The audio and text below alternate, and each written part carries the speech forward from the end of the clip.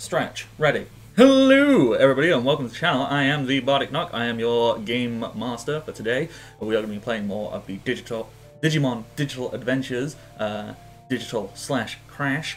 This is session 5. Oh. Time has flown by for that. I will give a recap on events that have happened so far after I let the wonderful voices say who they are and stuff and things. So, voices in your head. I mean, you are not wrong. You are voices, and I hear you in my head. I'm just really hoping that other people can hear them as well. Otherwise, this is a recording, and we can hear each other. We just find out that the whole time that Bardic's like talking to themselves on stream. That's really what's getting people watching. The problem is, I have zero confirmation that any other person, aside from me, because for all I know, you're all figments of my imagination, and I've only got your word to trust that you aren't. And I have a feeling my imagination would fucking lie to me. But see, on the flip side, we only have confirmation that your confirmation that you are in fact real. Oh no. No. I know that you're not. I know that you're not an illusion because you'll say good things sometimes. If we were all hallucinations, we would only hear negative are all things, hallucinations. So that is not necessarily true. Coming I from want someone to who at has least put in that auditory you're not hallucination. hallucinating. You matter until you turn into energy. You're a bundle of nerves floating in a skull, and everything that you see and hear and taste and touch and smell is all just a hallucination that you're making up based off of the electrical inputs that you're getting. We are brought here today by the Bardic Knock, because this is the Bardic Knock channel. I am so glad I am smoking right now. Because just okay. Voices, who I really hope you're welcome for your regularly scheduled existential crisis. Right? I mean, we're supposed to introduce ourselves in shenanigans. We have, starting with ATB. Can I go last, actually? Sorry. Yeah, Yeah. what you gotta do. Yeah, Kay, take it away. I am Kay, aka Undead Kay. You can find me on the internet doing internet things. Facebook, Twitter, Twitch, yeah, stuff and junk. And today, and slowly YouTube, very slowly. Video editing is a thing that I'm still learning. But anywho, I am playing Miyahara and also Impmon, and we are currently hiding in a tree. Like, in a tree, because glitch in the code. Clipped through the tree. Yes. Yeah, you found where, they cut some corners and didn't want to put an invisible wall texture, and it's like, no one's gonna walk into a tree. You're like, Well, I did. I'll show you. Which is the valid reference to the first episode of Digimon Adventures. It is. It's like, I made a reference on purpose. Like a smart boy. Michael, who are you? Hello, I'm Michael Wayne. You can find me both on Twitch and Twitter under that handle. Every Tuesday you can see me on the Ravens channel playing Hunters of Calamity, a Borderlands-inspired tabletop RPG. Today I am playing Billy Bliss, who's been knocked the F out into a tree, and we'll see how Apertmon or its Digivolved state will react to that. Remember, we're all in this together. I'm pulling for you. Oh, I needed those words today. I needed them a lot. And I don't even go there. I am literally thousands of miles away, and I'm terrified. But anywho, Vin, who are you? Hi, my name is Kat. I am at Vindifly on most things on the interwebs. I also have my own Twitch channel, which I stream Mondays and Thursdays, 8 to 10 p.m. Eastern Time. My brain just rebooted itself. I mentioned that I stream. Yes, I mentioned that I stream. All right. I am playing Katarina and her plotman, who she is named Kitty. We are currently trapped in the fort. The doors have closed behind us. We have been cut off from our companions, and there is a samurai bird, and we are at an impasse because he's not going to attack us, but he's also not going to let us into the room we need to get into. Also, I've been stabbed through the hand, but it's currently wrapped up and splinted, so it's probably fine. It's digital. You've already gotten the 1 HP to heal from that. I don't think I have. Pretty sure I'm still. I still have the stabity. I mean, I didn't bleed much because digital, but I am still in a fuck ton of pain. It's great. Mm-hmm. Because we found out that things feel real, Yeah. including pain. Let's go with feel. If I come out of this with like a broken hand, someone is getting sued. On that ominous note, ATB, are you here? Are you say words? Here. I can say words. My favorite word is sepulchra, which is Latin for graves. My favorite sentence is ubi sunt sepulchra, which is just, where are the graves? Hi, I'm a tired pie. I've been learning Latin for a couple of months, because I can. I'm also very mentally tired, but I'm trying to pull through because this make happy chemical serotonin, which I need. I'm also playing Rukia Nakamura and Drakemon / maybe someone else. Who knows? Maybe Drakemon might become a different creature entirely. You don't know that. And they're fighting an eye dragon. That's what Icemon is. An eye dragon, totally. Yeah, basically. And one friend got punched into a tree, the other one's on the other side of the eye dragon, and another one we're not entirely sure. We're fighting legally distinct Sandy Ravage, though, while Chunky is in our place, and Lumbertrack Android 13 is fighting Abomination. Yeah. Legally distinct Sandy Ravage. Yes. I'm mentally mad inside.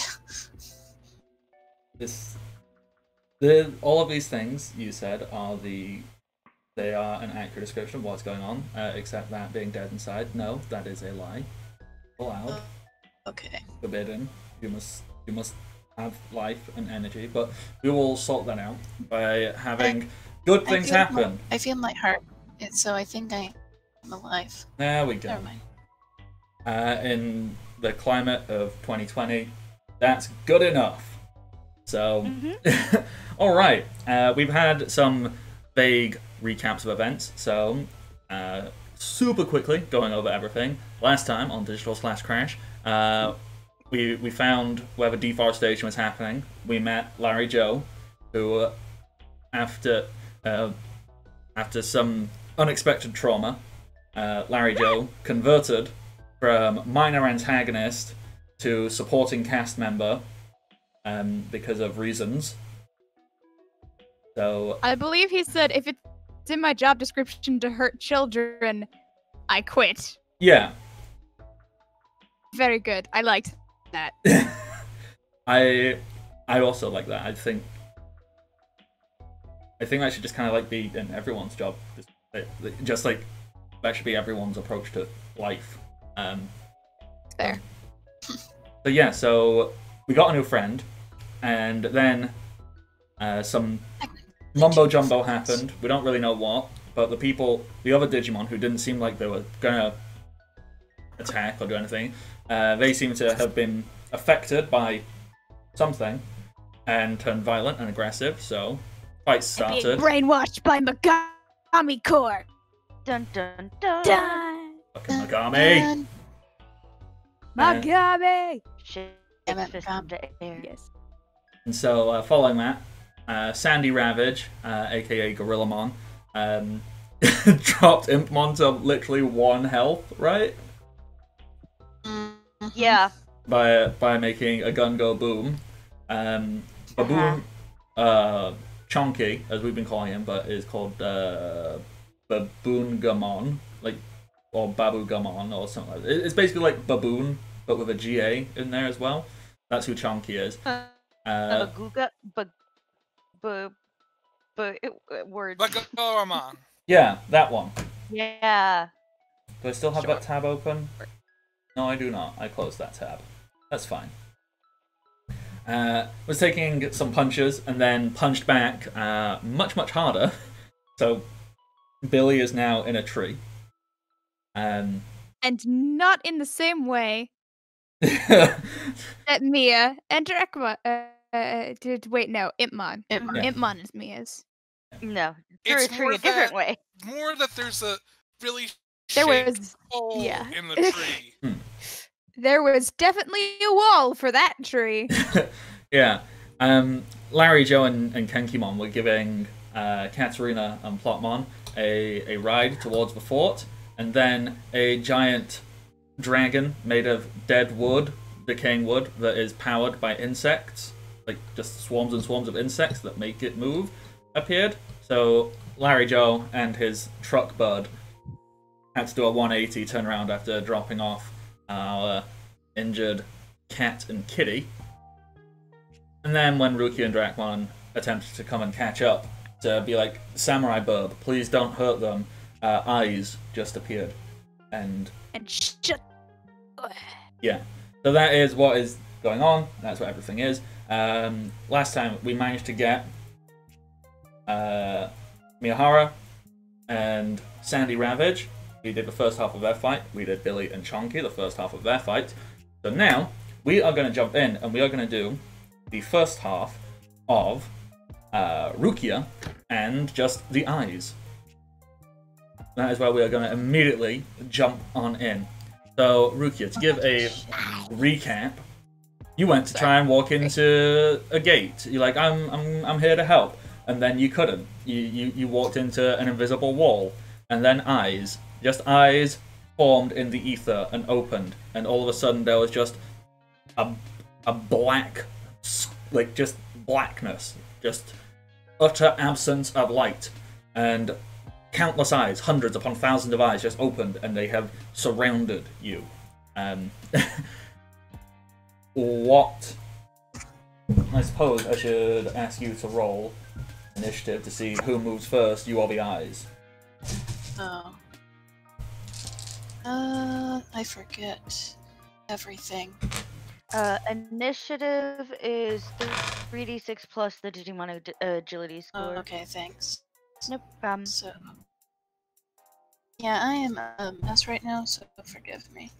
I mean, I think it is totally understandable. I think, basically, you know, but for reference, for anybody who is not watching this on the day of, it is currently election day in the States. I think well, it's most of the world. Day Day after, after. but because of COVID, they're still counting Yeah. things. Mhm. And Well, Yeah. it's not until December 3rd are all votes actually counted in, but this is the majority of the electorate ones, not the write-in. Yeah. And It's safe to say that Canada, almost- parts of the world, it's just anyway. The world's on fire. My world's on fire. How about yours? that's the way I like it, and I'll never get bored. Should we bust out into... No, okay. I have coffee. The ice is melting. Ozone's getting weak. Oh dear. Okay, so what was I looking for? I was looking for. Oh yeah, that's the right one. Okay, so has ATB done do the roll yet? Yes, I done did the roll. Well, I got a 22. Nice. I'm just double checking because I know we sometimes make mistakes. Yep, you did the right thing. Okay, so 22 versus. I'm more checking for me as well, so I know what the frig is going on. That one. And... yeah, you go first. Okay. So... Well, firstly, I feel like I was going into Rukia's mind for a moment, and she is just looking at Aizman. It's in terror, and a lot of portions of her mind is just screaming, "Stay still and it won't see you. Stay still, or run. This thing is gianter than you. It is going to kill you. Run the fuck away." But then there's also a tiny part of her mind that has also been sort of like toned in on Drakemon, who has just been encouraging up until the point of Aizman appearing as like, your friends are in danger. All 6 of your friends are in danger. And running's not gonna fucking help. You're gonna stay here and you're going to fight. And that part just, between all of the yelling of run, hide, the voice of that is just saying, you need to stay and stand your ground just gets louder and louder in her skull. And then she just looks over at Drakemon and is like, okay, idea. You go to one side, I go to the other. You try to weaken it enough, and I'll try to flank this at it. And she just holds up one of the spears that I'm assuming she was given. Yes. Mhm. And she's just like, if this can go through a human hand, it should go through an Aizman, right? And Drakemon's just like, that sounds very smart. And I got you. Let's do this. And then Drakemon, I'm going to say, his movement's 5, so, hold on, I'm just trying to do math. Okay, Rukia's movement is, forgive me, I'm trying to go through a bunch of things at once. You're fine.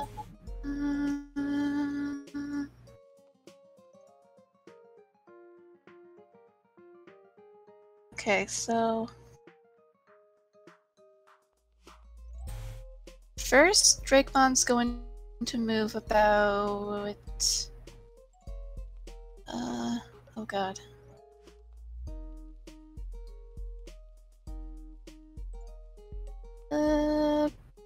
Out here. And Rukia, because her movement's her movement is a 7, so she's also gonna move about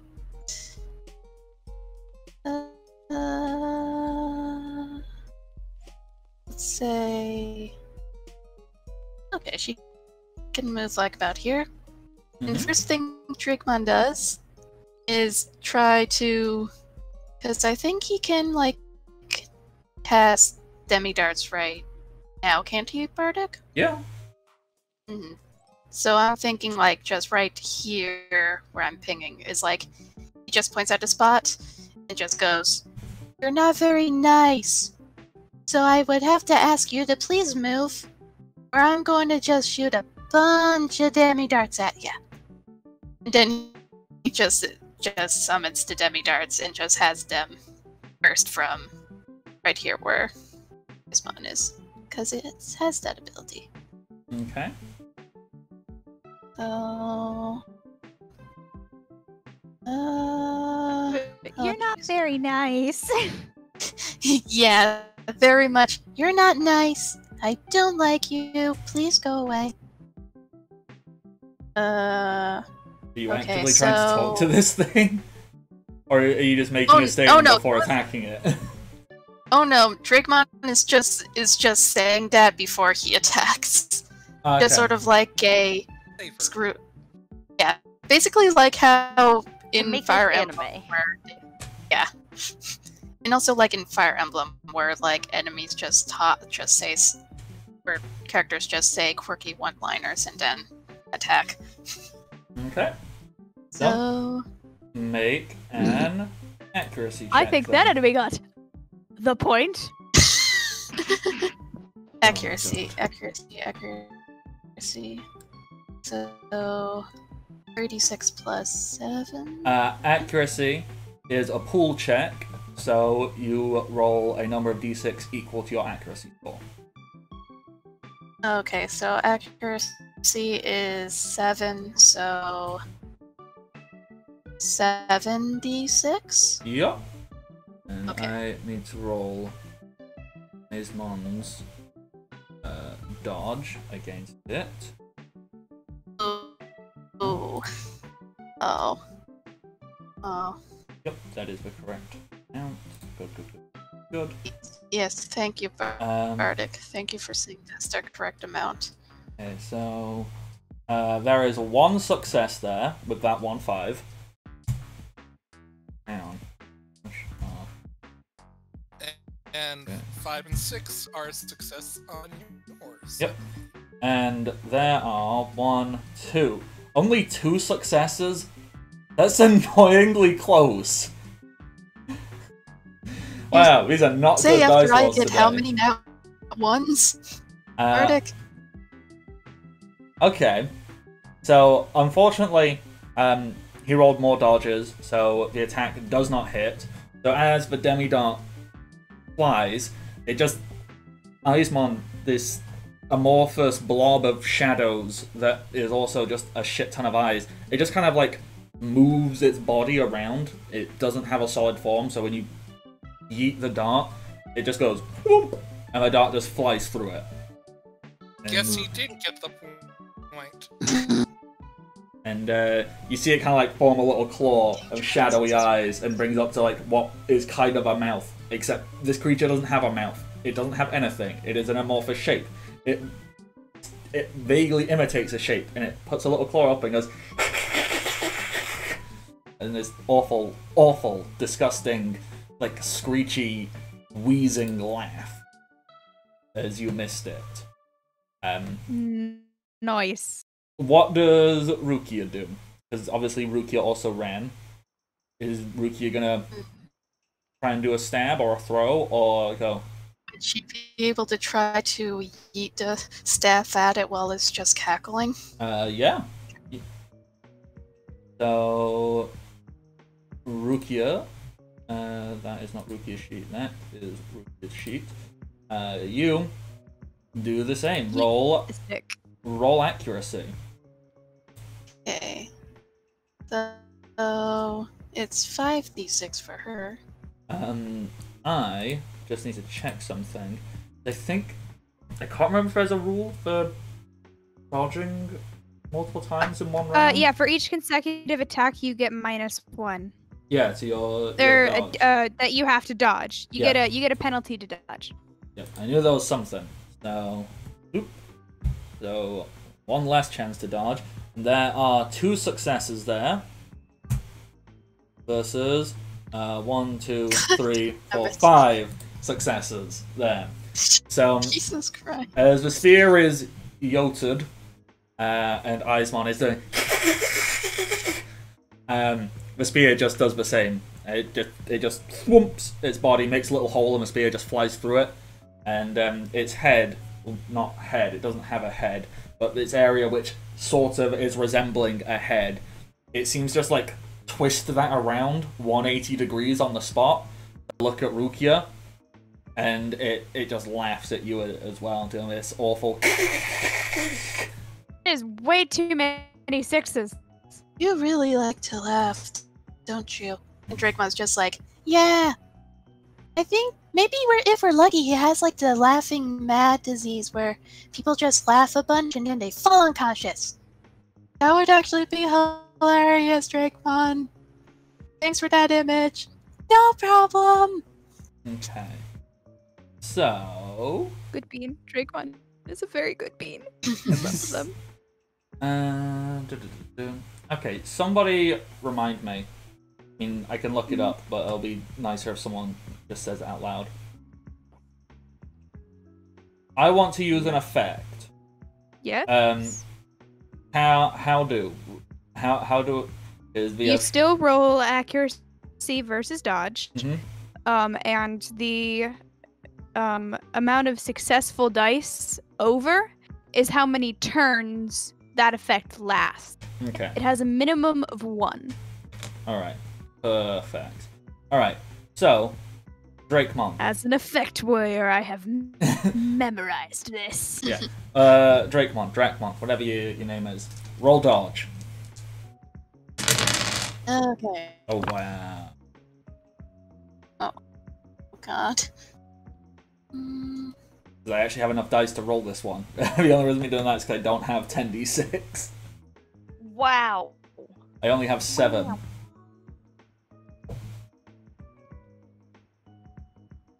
So, Stop it. 1, 2, 3 successes. Alright, so you succeed. His oh, thank God. Eismon's thing does not work. As what happened is its head was turned around, it was staring at Rukia, and then I need to emphasize this doesn't have a head, this doesn't have bones, this doesn't have a structure. It can just kind of shape itself however it wants.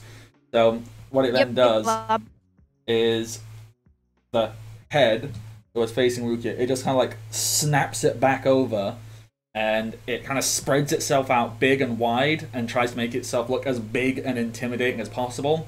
And all the eyes just glare. Kitten. Yeah, all the eyes just glare at Drakemon, and he goes. He's trying. He's them. Yeah, he is trying my to. God, it is a kitten. He is trying to inflict fear, but he rolled 0 successes. Yeah, Drakemon just raises his hands up with like the eyes on his palm just staring back and just copies like this is you! This is how dumb you look! Okay, I love how this was actually the one which was like, the one which had the build-up and was like, ooh, the spooky one. It just doesn't work. And instead we've got fucking Sandy Ravage being total fucking joke, nearly one-shotting a character. Chonky punching a dude through a tree. We've got the spooky amorphous blob of eyes, just, it's a cat now. Have you ever seen a kitten try to look intimidating, though? They just puff up to twice their size, and they go... And I'm just like, you're just a tiny balloon that is releasing air. That's what you are. Fluffy balloon. See, my cat thinks he's adorable right now because he's in a box, and he's actually great. Aw. Okay. Cat. So, ATB, it is back to you. This turn, nothing was accomplished. By anyone! Yay! Thrilling combat. Could I do what I did with Quagamon and roll it to see if I can determine what can hit this thing? What can, like, make it go away? Okay. What can make Eismon go screw away? Intelligence, I'm guessing. Yeah. Define as What? weakness? Well, what kind of role do you think would be appropriate for that? Intelligence Maybe or some kind of lore or like, Survival? survival is more like, can I make it through the wilds? I think this would be like an intel, like do you just know something or Just straight in. No. let me look at the skills list. Because we got computer and knowledge as well. Yeah, because survival can be depending on how you want to phrase it, because how to survive the encounter, you have to understand the creature's weakness and Which exploit it. which I mean- could be more knowledge. Yeah, I think knowledge is probably more appropriate over survival. Yeah. So So knowledge that would would work for be you. 3d6 plus 7? I believe so. If I find your thingy. That's the wrong one. There's the right one. Yep, 3d6 plus 7. And an 18. Let's just remember how good an 18 is. 18 is a difficult task. So, with an 18, you're looking at this thing, you're studying this thing, and basically, you're looking at it and figuring it out. Alright. This thing, Eismon, it's basically, as you're looking at it, it has very little offensive capability. You just can't hit it. So you need to either find a way to make it so it can't dodge, or you just need to find a way to like guarantee hitting it. So far, you have no reason to be scared of it because it's shown no ability to actually hurt you. So either you just keep like swinging until you hit, or you find a way to lessen its dodge. See, I have a thing that could possibly do that, but it's in champion form. You need a reason for them to evolve. Then you don't. It's a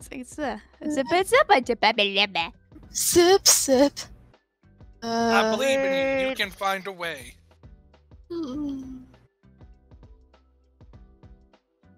I can word. Yes. Oh, jeez. I'm trying to think right now of what do.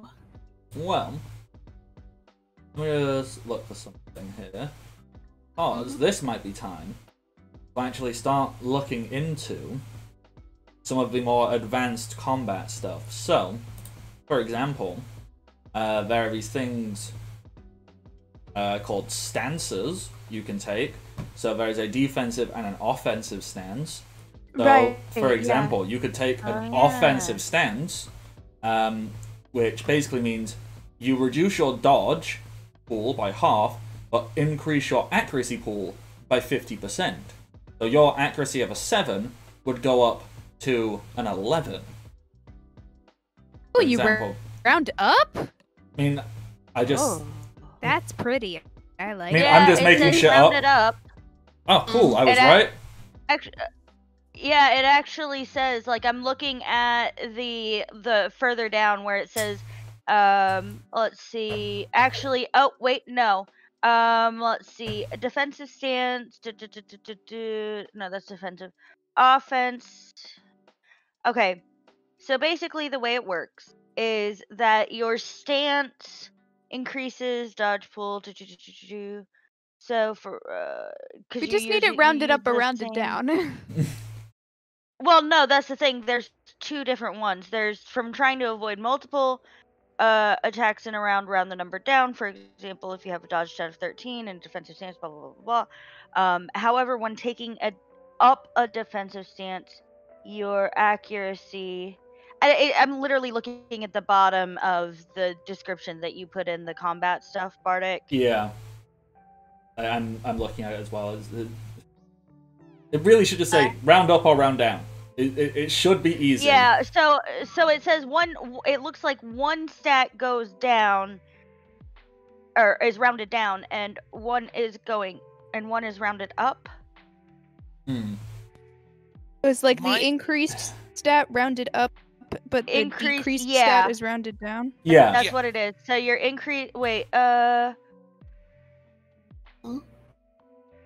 No, it's your increased stat. Yeah, increased stat rounded down, decreased stat rounded up. Oh, okay. Okay. So your accuracy So would it's go a up 10. to it would go up to a 10, that's still pretty good. That puts you on even keel. Then it's just who can roll more successes. Then it is just RNG. No one's in the no one's got advantage. The other thing to look at, which is a lot more complicated, and to be honest, I read through it once and was like, yeah, I get that, and then didn't think about it ever again, would be clashing, that's basically like grappling, but you can grapple from a distance, apparently. Like, do like some Dragon Ball Z laser beam shit. So, clashing is a little bit more complicated.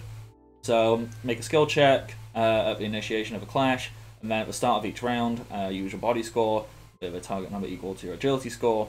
You get size advantages. I don't think any one of us would get a size advantage right now. Oh, no, I'm just saying, like, that's what the next thing is. It's talking about that. So then, if one participant rolls equal to or higher than the previous target number, the other one doesn't, you control the clash. Both participants match or exceed the target number. Digimon who exceeds it controls the clash. So that's about who has the advantage. The character who controls the clash may use any of the following options in a class action pool allowing.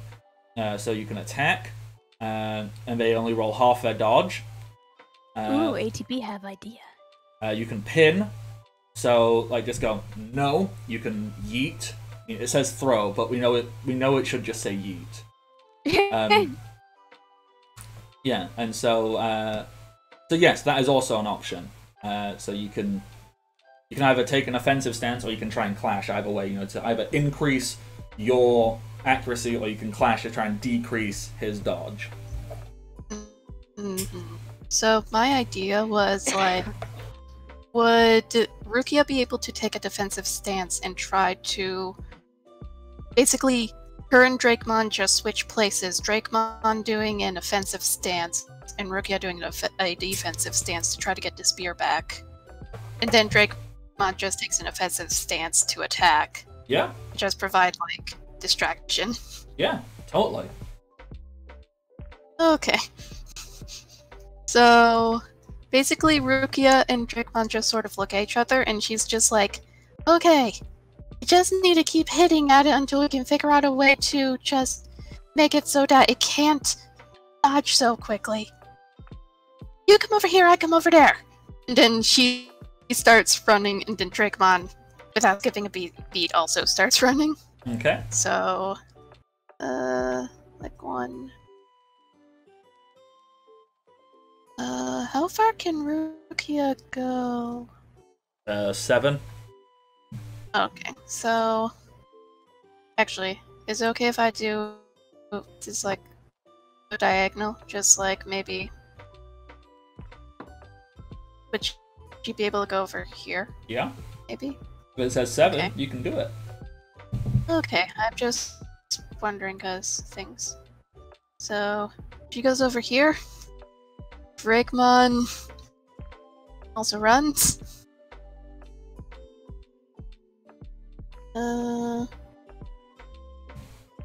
He doesn't go as far though, because he is He's got little legs.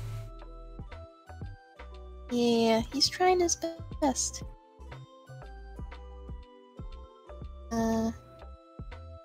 He's gonna go right here. Okay. Or, yeah, right here. And I'm not sure if he can do a demi dart. Or wait, he can do it sort of right here. So he's gonna do more demi darts at it, just Okay. as a, hey, look over here, look at me, and also please get hit this time. Make my day. So.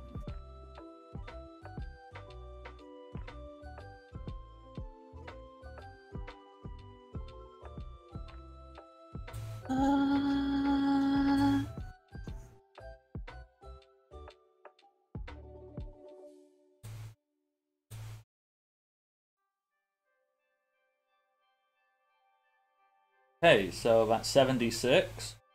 I see 1, 2, 3 successes. Let's do a slash. Proof from the one last time. 10d6. Oh wait, technically, if it's like an Well, offensive fine. stance, it would be more, right? Well, you'd have to enter an offensive stance, which would take one of your Oh. actions. So if you moved, yeah, you've moved, so you can then either attack or you can move and take the offensive stance. Although I don't know why you take the offensive stance now and Yeah. just lower your dodge pool. So I assume you're just attacking normally. Yeah, I didn't think. Yeah, so Sorry. 1, 2, 3, 4, 5. More dodges, no hit, sadly. But and then Rukia, what else is she doing? Trying to look for where the spear went. It's there. Okay. She Where picks is up. it? Wait, where is it? It's there for convenience. It's right there for convenience. Okay, I thought it hit the door. Did it hit the door and then bounce off or something? Yes. I don't know. Yes. It's just there for convenience. You know, I'm assuming that Rukia ran Fair to enough. the stick. Yeah. Like, if you go back to her history, she's related to Kratos, who couldn't make his hammer come back to him or something. I don't know. Also, no, that is not canon. I thought it was just a simple case of it didn't go far, so because of the miss and able to just pick it back up. Yeah. Mm. And just logically, if you're thinking, I'm gonna run to my stick, you run to your stick. Like, wherever you run to, the stick was there. We'll just say that. Yes. You wouldn't run to anywhere not the stick. Mhm. That isn't a sentence. Never mind. Okay, Rukia, you have your stick. Are you doing anything with the stick, or are you just taking defensive stance for now? Ready for next Take turn? defensive stance for now. Alrighty. Blom. So, I'm gonna also copy you. Well, take my own thinkings. And Eismon is feeling very insulted that Drakmon has just been making fun of him. So, Eismon is gonna take an offensive stance. And No. so what happened? Like, how does an amorphous blob of eyes take an offensive stance? Like, what? You know, it's gonna stay how it was. Like, Eyes turn red. it's still like gonna be like cats or like haunches up and then it's like forming little claws out of the shadows, and it's maintaining that as it just one of these claws is just gonna fire out at Drakemon and offensive stance. I have this mental image that like it has gotten smaller and more condensed, so it's harder for it to dodge because it is more condensed. That is a fairly sound logic. Okay, so are you 0 fucking successes? Yes!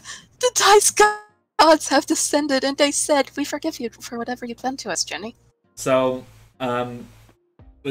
obviously Drakemon still needs to roll dodge. But so long as you Eismon is roll, a cat. so long as you roll 1 success, this doesn't hit you. I imagine it's very much of the na. I fucking never mind. Okay, Dice gods still hate me. They tell me, "Fuck you." so the hit do come in. Where's the damage? Where's the damage? Where's the damage? The damage is there. Okay, so this claw of shadowy eyes, it reaches out, it goes out, and Drakemon is, I don't know, flipping the bird, going, ha ha ha, ah shit! As this shadowy claw of eyes just grabs into you there's 0 modifier to this, so just for 6 damage. So obviously you take your armor off, and what is left over is how many wound boxes you mark off. So Armor is 8. so you take 1 damage. This really big meaty claw. Well, it's not meaty. This claw that, if it had flesh, would be meaty. Just goes, and Drakemon goes, eh. I love if it Sounds had just flesh, would be meaty. Drakemon's just like, "I can do more damage to an orange. You know, now that we're in the heat of it and fighting it out, I'm kind of not scared of you that much anymore. It's kind of disappointing. Oh! Emotional damage there! Rukia's Digimon just needs from some the ground like, aloe oh, for that dang! burn. So, Rukia / Drakemon, it is your turn. What do? Do they get advantage for that sick burn? I mean, he is probably going to take a penalty. Because, like, you know, he went all out. That was aggressive, and he just went and did nothing. And I'm going to say that Aizmon is starting to get really worked up, so he's going to take a -1 from his dodge roll, which is already halved. So, yeah. Drakemon just smiles sweetly, just baring his fangs like, do you want to see what real damage looks like? Cause I... and then he just goes for Undead Fang and just bites down on the claw that is attacking him. Okay, so roll accuracy, and obviously I assume this is taking an aggressive stance as well. Yep. So you're rolling a 10. So 10d6.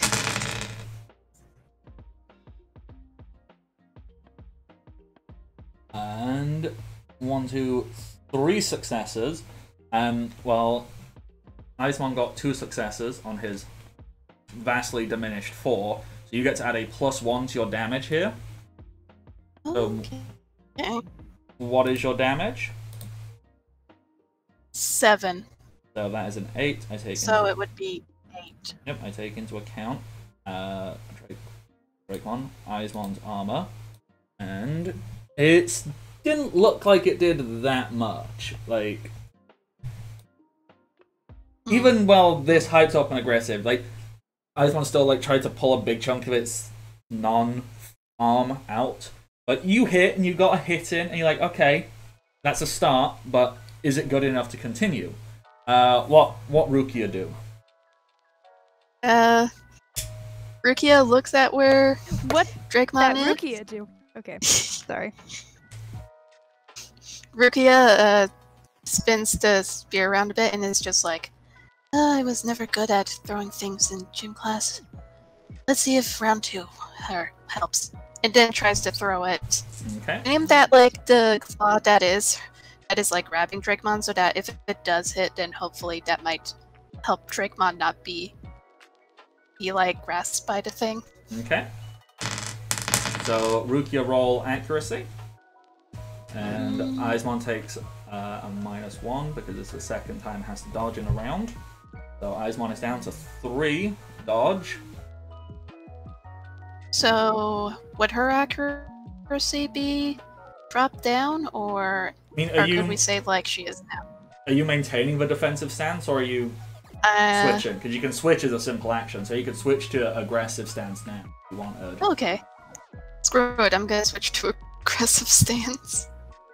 This is what happens when Rukia's friends are threatened. She apparently Everybody goes get full- aggressive! So... Oh god, so... Her accuracy is 5. So I'll go up to a 7. Yeah.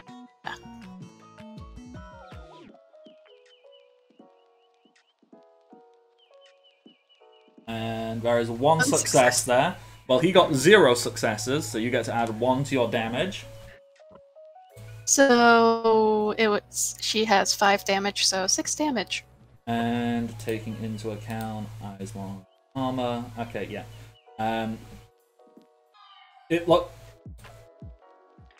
The damage isn't substantial. It's almost entirely negligible damage, but you hit. So You got him! So you wanted to like yeet this at the claw that was holding Drakemon, right? Yeah. Yeah. So claw holding, and just you throw it, and what happens is as you throw it, it catches Aizmon off guard so much so that it like goes through his hand, and Aizmon kind of like pulls back and goes, ah! And so they're like, you have now separated this like There's a little shadowy hand on Drakemon still, but Eismon was pulled away because it was like, no, that hurt. I don't like that. Now the stakes have gone through 2 hands. Yeah. Dun, Okay, dun, so this is apparently The stakes have been raised. Oh my god. This is a theme of this game now, just ramming stakes through hands. Okay, Eismon. Eismon is very angry. Very angry. Real quick check. Who got the higher initiative? Rukia and Okay. Drakemon did, yeah. So after Eismon goes, that'll be technically the end of a round, right? Yes. Yeah. Okay, and it's been 3, I think, at this point. Yeah. I'm gonna do this last one because it seems like things are picking up, and then I'll move the scene over. Because obviously that one round, literally nothing happened.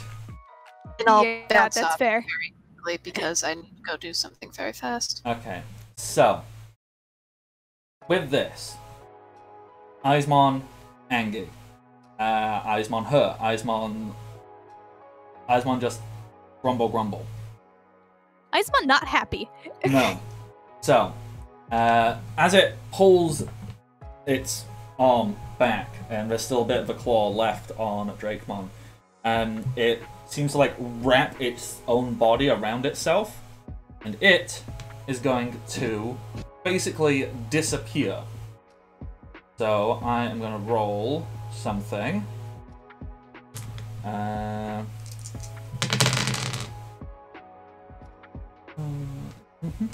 Yep. And Eismon tries to make itself just disappear from sight. You would have to roll to see if you can find where it has gone. So, I believe it's perception. That's the word, isn't it? Yes. Yeah. Yes, you would need to roll perception to see if you can find where Eismon has vanished to. So right now, just Yeah. or okay. I didn't know if you wanted me to do that once turn comes back to me. So for Drakemon, that's brains, and for Rukia, it's perception. So Rukia got 10. Okay. You only rolled 2d6 there, not 3. Hold on, I'll just roll another.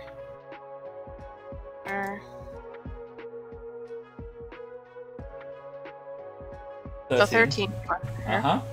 And then for Drakemon, his brains is 10. So would it just be 3d6 plus 10? Yep.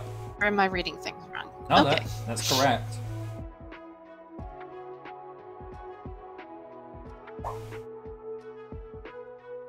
$18. Okay, so Rukia, you cannot make out where this thing is at all. It's just... wow, it disappeared. Now, I need to look at what happens on a tie. That was a tie? Yeah, because his stealth was an 18. Oh. You all are both rolling d6, so why not just have it? You both roll 1d6, and whoever has the higher. Yeah, you know what? That's probably easier. And so nobody thinks I'm cheating. I'm just gonna roll one on here. So /r1d6.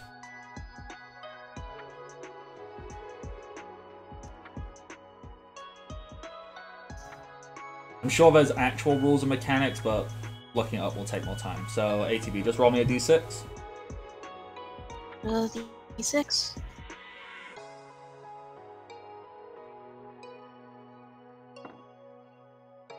God damn it. Okay, so I'm gonna give the advantage here to Eismon.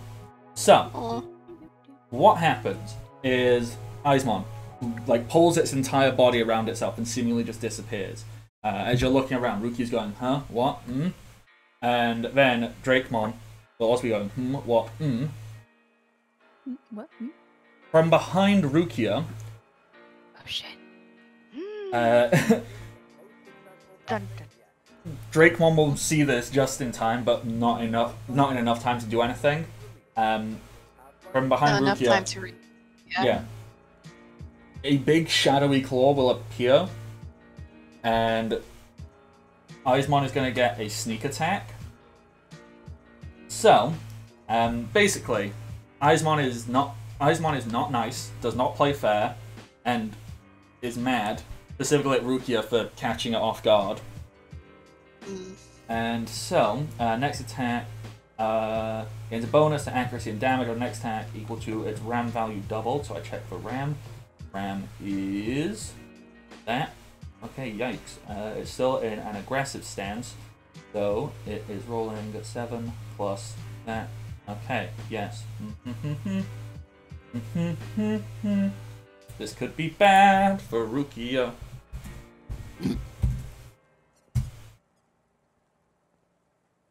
1, 2. I appreciate the little sing-song. And only 3 successes. So, Rukia, roll dodge. You are still in your aggressive stance, so your dodge is currently Oh, halved. shit! That's great! Thanks, ATB!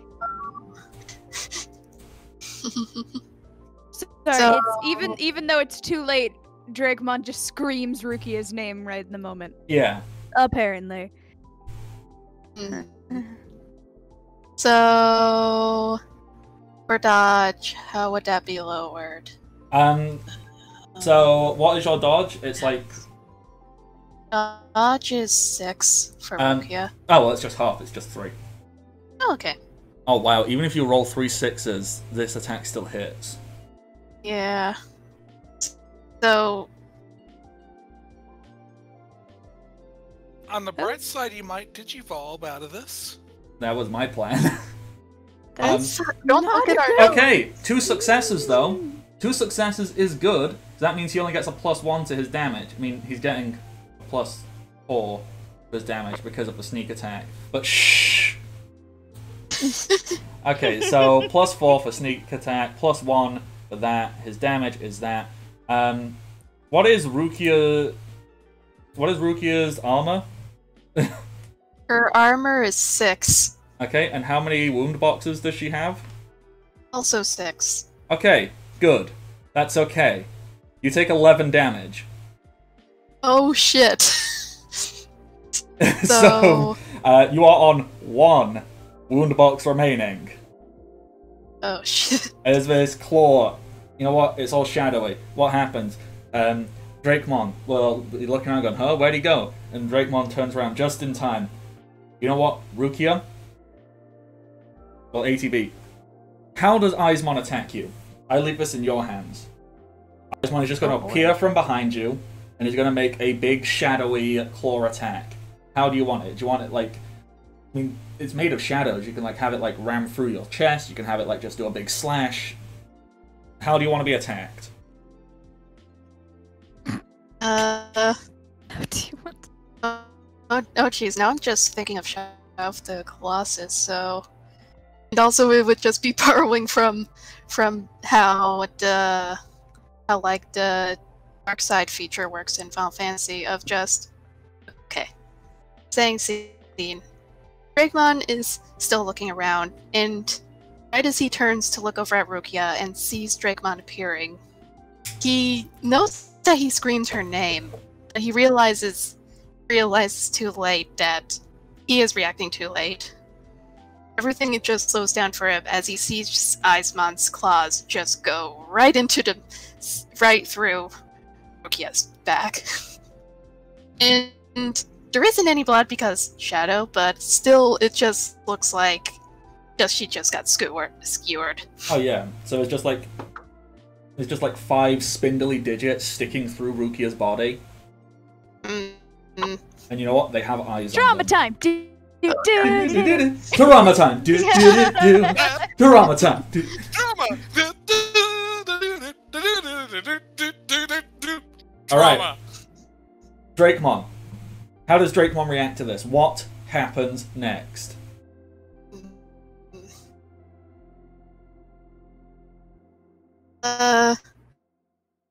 Drakemon is just sees this and everything is just still slowing for him. And then all of a sudden everybody just hears Drakemon scream as he suddenly just is just covered in like a bright light. And then the scream slowly turns into what people could take for a howl. Yeah. So Good. bright light, Shit. scream. So there's this ah, and then it turns into like a ooh. And with that, we will smash cut over to Hi. Cat, who is sat down across from a samurai burb. Yup. She's just kind of like, this is fine. This is fine. The door's shut. I can't see my friends, but this is fine. This is fine. Everything's fine. They're gonna be fine. Everything. And then she hears. Let's see. I put down in order what order I think. Piano of Doom. Sorry. It is basically just Vegeta's theme of whenever he just goes Super Saiyan. Is that like? Sorry, my brain's like. It's Dragon Ball. My brain's like, right, that guy who like was bad but then wasn't bad but then went briefly re-bad again because power or something, I think. Yeah, exactly.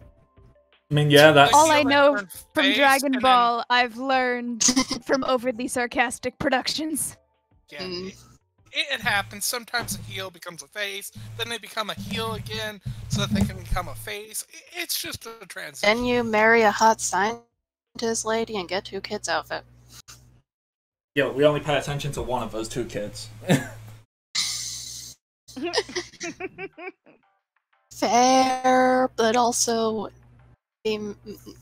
technically we now have another female Super Saiyan in Viola / Bra, so I don't know. I'll be right back. Okay, right. So, things Things and stuff. All right. and stuff. So she's like sitting there. She's got. Okay, so like, I'm imagining that she's like, because this is like a way that I will often sit when I'm like wearing a dress but also shorts. Is that I'll like sit and I'll have like my knees in front of me and like a small hill sort of thing, and then cats will like just congregate in the valley between my stomach and my knees, and it's great. So like that's what she's doing. Okay. Yes. And I'm gonna start working into the panic attack now. So that's there is a phrase I should be saying that my brain's not providing. Content warning, trigger warning. Yes. Yes. Warning. All right. So she's like sitting in this sort of position. She's like petting Kitty, her plotman. And then she hears the gun go off from when Sandy Ravage attacked Impman. And then she flinches hard. Like, it's fine. Fine. They're gonna be fine. Everything's fine. And then, like, things hit the door behind her from, like, when the darts were, like, thrown at Aizmon. Because it's fine. It's fine. Everything's gonna be fine. They're fine. It's fine. Everything's fine. It's not. It's just a game. It's just a game. Everyone's fine. Everyone's fine. And she hears Billy hit the tree.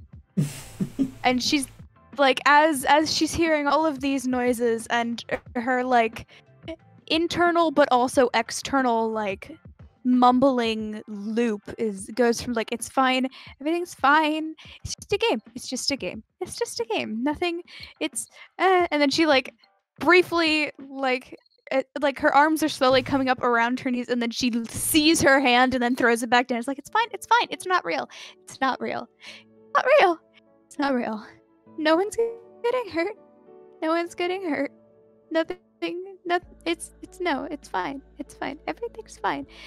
They're not gonna die or anything. They're not gonna die. And then there's the screaming from outside, and she's like, as she's been doing this, she's slowly been pulling her legs closer and closer to her chest, and at some point Kitty has been like squished to the point where he like wiggles out and is now standing like next to her because he can't be on her lap anymore because there is no more lap. Mm-hmm. It's fine. They're not gonna. They're not gonna die or anything. They can't. They die, and it's not. No, it's, they're not gonna. It's fine.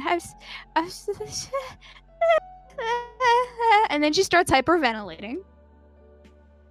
Mm-hmm. And I'm going to stop actually vocalizing things so I don't hyperventilate myself. Okay. But yeah, Please she don't starts hyperventilate hyperventilating and she's curled up into this ball. And she just keeps muttering to herself. And the mutters like started off with like, it's gonna be fine, everything's fine, we're all good, and it was slow and it's gotten faster and faster and more from everything's fine to they can't die. Right? Yeah, no, it's just a game. They're not gonna die. It's and it's like yeah. Oh no, sorry, if you've got more to say. No, you're fine. Go I was ahead. gonna say, at this moment, Raimon, aka Samurai Burb, Samurai Burb. who is sat across from you. Dodge, what are you doing? Got a dog who's thing silly. Dog, interrupt, thanks. Yeah. So who's just been sat across from you, not very far, just literally sat. Is just gonna like look up, do the anime. Little girl. And reaches a hand out, and attempts to place the hand on your shoulder. Oh, As soon as like she's like staring at her knees at this point, like eyes slightly glazed, and then like when the hand comes like within her vision, she flinches back so hard that she slams into the door behind her, and then she screams.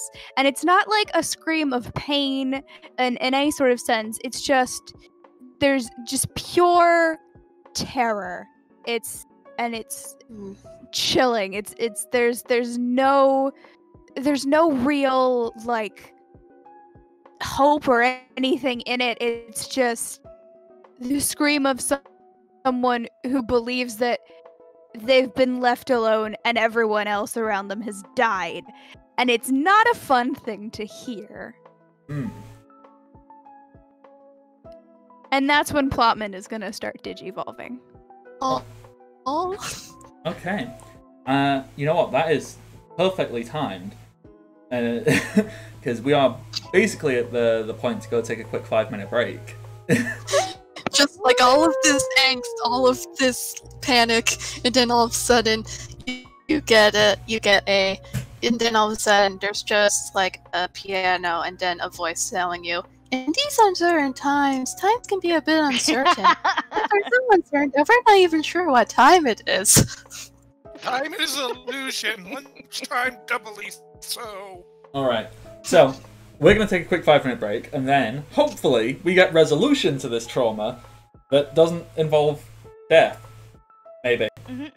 So, Maybe. we'll be back in about 5 minutes, everybody. So, stay tuned. We am back. Good job. Alright, so, Words.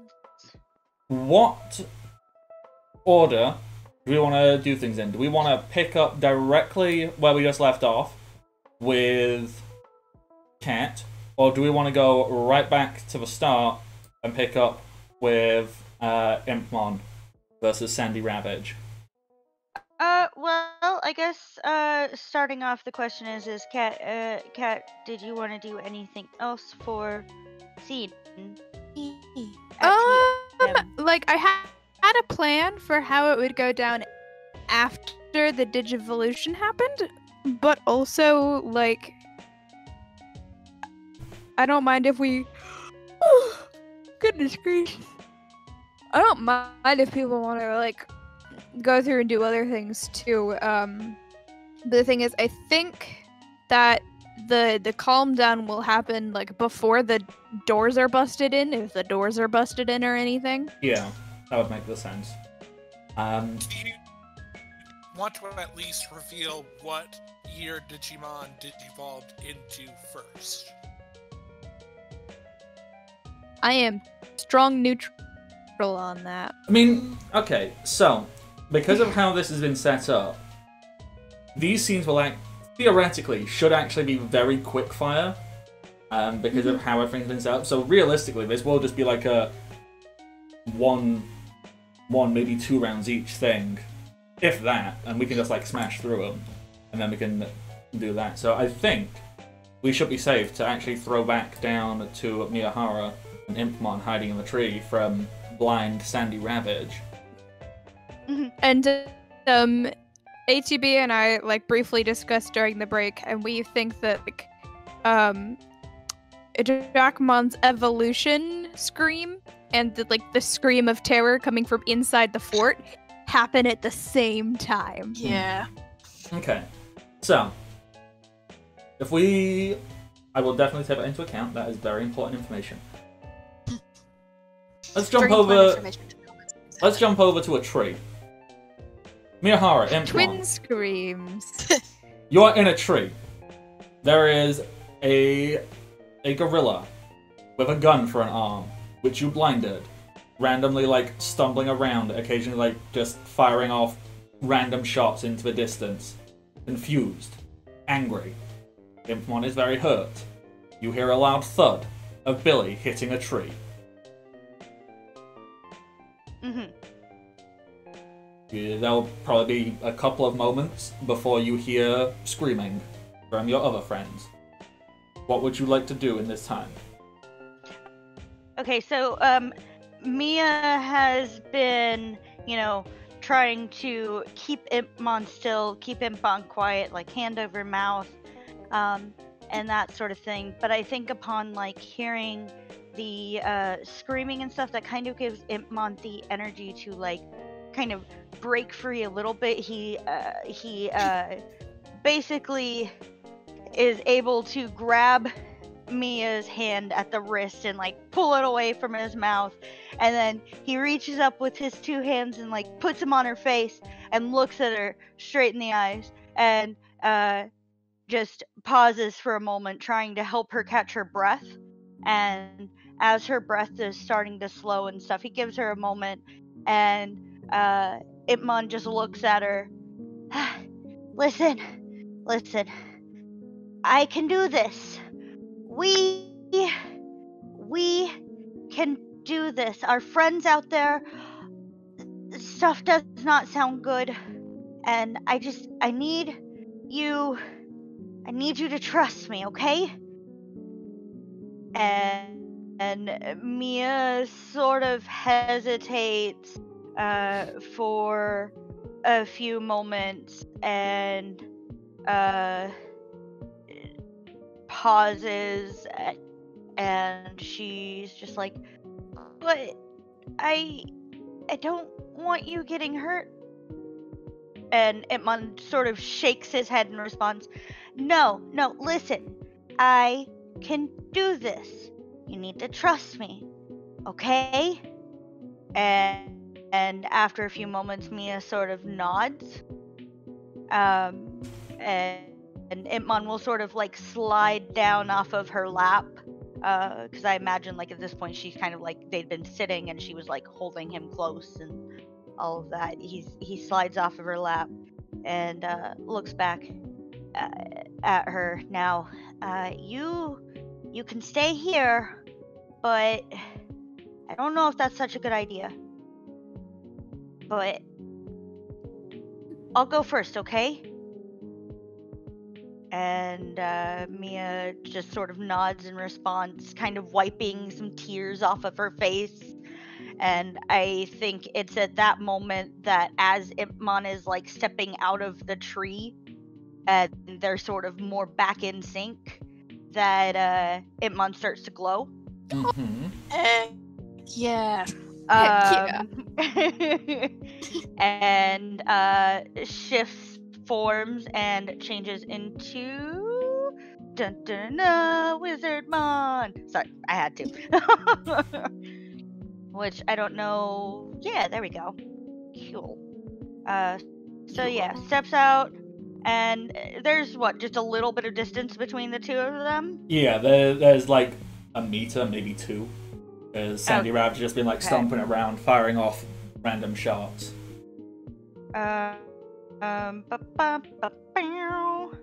Okay, so when moving to champion form, you still need to put the quality modifier on the damage, correct? Hang on, my brain just stopped working there for a second. What? Which quality modifier? For the health, because in rookie form it was a -4 because it got the snot knocked out of previously. I'm assuming doesn't suddenly completely heal up. How does that? When you digivolve, you return to full health. Ah! Digivolving in battle is basically an insta full heal. It's a broken as hell mechanic. Well, that is freaking cool. I'm totally cool with that. And so Wizardmon, seeing how close Wizardmon, Sandy Ravage, we'll just say Sandy Ravage. So seeing how close Sandy Ravage is, will walk. If I can click on the, oh, it won't let me move the token. Oh yeah, I didn't give you permission yet. Hang on. Oh. I should, yeah. Controlled by Undead K. There you go. Cool, thank you. So, sort of like takes a step over, and places a hand on Sandy Ravage's leg and shouts, "Mortis sight!" And with that, that is melee, so it's your accuracy pool that you roll, correct? Yep. Yes. Okie dokie. R. And that's a dice pool, right? Yeah. Two successes. 2 successes. Not so great, but 0 successes on Sandy Ravage's dodge pool. So you've gone up, you've like touched him. What is this thing you are doing? What does it look like? What does it do? So as Wizardmon sort of like puts the hand, says Mortis sight, Sandy Ravage's eyes sort of glaze over for a moment. Mm-hmm. And while there's nothing outwardly, there's not much, like a slight glow at the touch of the hand with the eyes glazing over for Sandy Ravage, but there's not really like a big external thing. What happens is actually in Sandy Ravage's head. Mm-hmm. Sandy Ravage suddenly sees these terrifying visions of falling through an endless void towards its death. Nice. Okay. And We came up it's with called Mortis sight. Last Yeah. night. Well, because it's supposed to be a play on the visions of terror that Wizardmon has, so yeah. Yeah. Anywho, so basically, this also has the it's got damage and exploit, and what exploit does is it takes a penalty to armor and dodge equal to the user's bit value for the duration of this effect. Mm-hmm. So basically lowers armor and dodge, and Wizardmon's bit is 3. Okay. And Sandy Ravage was already blinded as well, so it took a -negative to accuracy. So Sandy Ravage, you kind of shout like, "Oh yeah, I'm gonna snap you like a Slim Jim! Oh yeah!" And then you just touch him, and he goes, "Oh no, no! I'm falling! Oh no, I don't like it! No!" I'm being slapped like a Slim Jim. Like, in my mind, I just want him to like lay on his back and just be like going, "Hang on, let me just adjust my chair so I can get a good visual hit." So it's just like this, going, "Ah, no, no!" just legs in the air, lying on his back, thinking he is falling forever. How much damage did that actually do as well? The damage is 8, so. And you have a +2 to that. Wizardmon's damage is 8. Oh, so it is a +2, so 10? Yeah, and then his armor Minus is halved, armor. so that goes down from 6 to 3. So that will deal 7 damage, and he had 6 wound boxes left. Woo!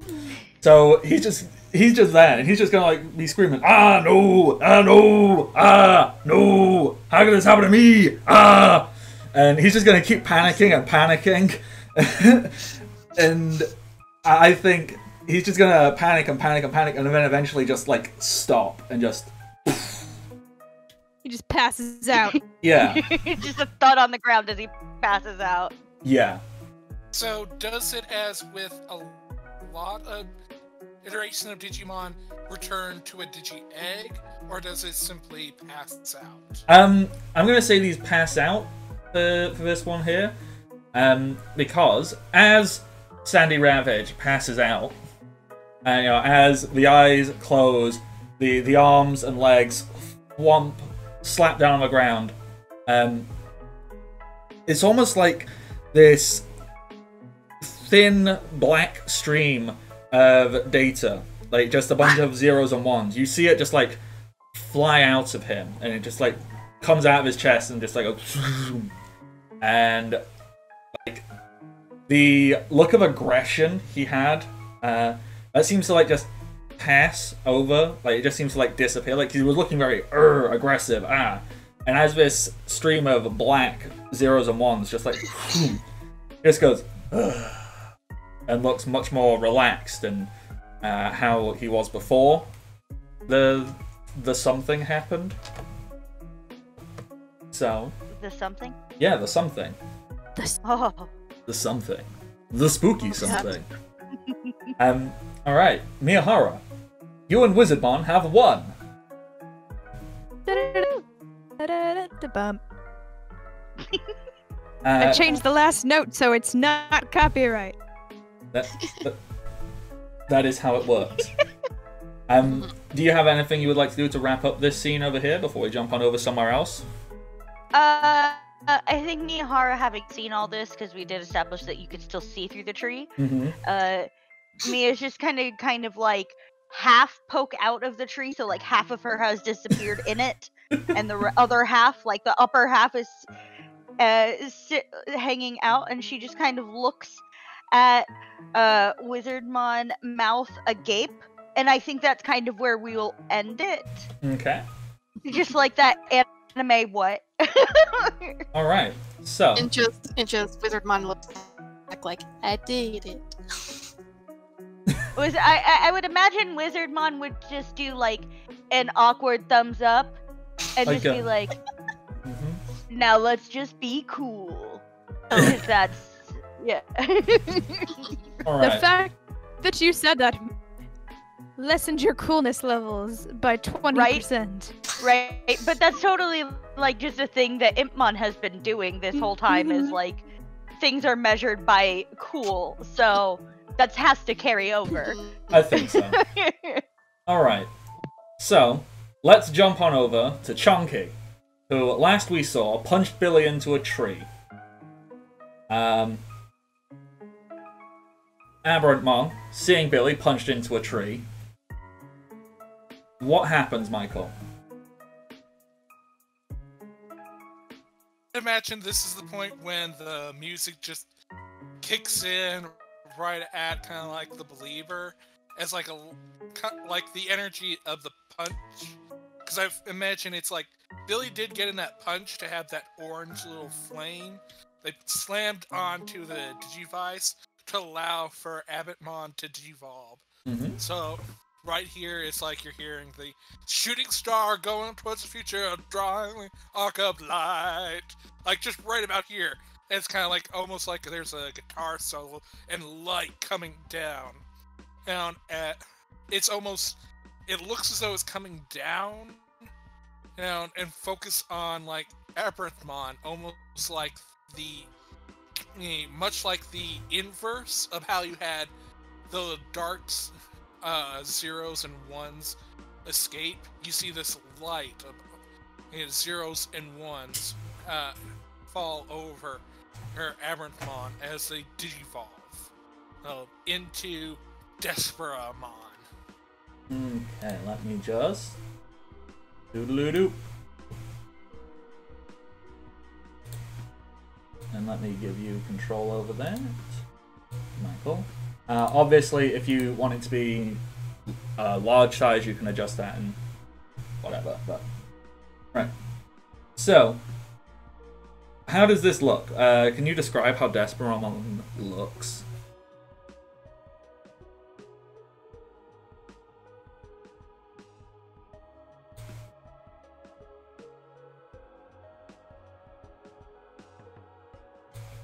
Who? Michael? Hello? There you are. Everything just went super duper quiet for a minute. Sorry.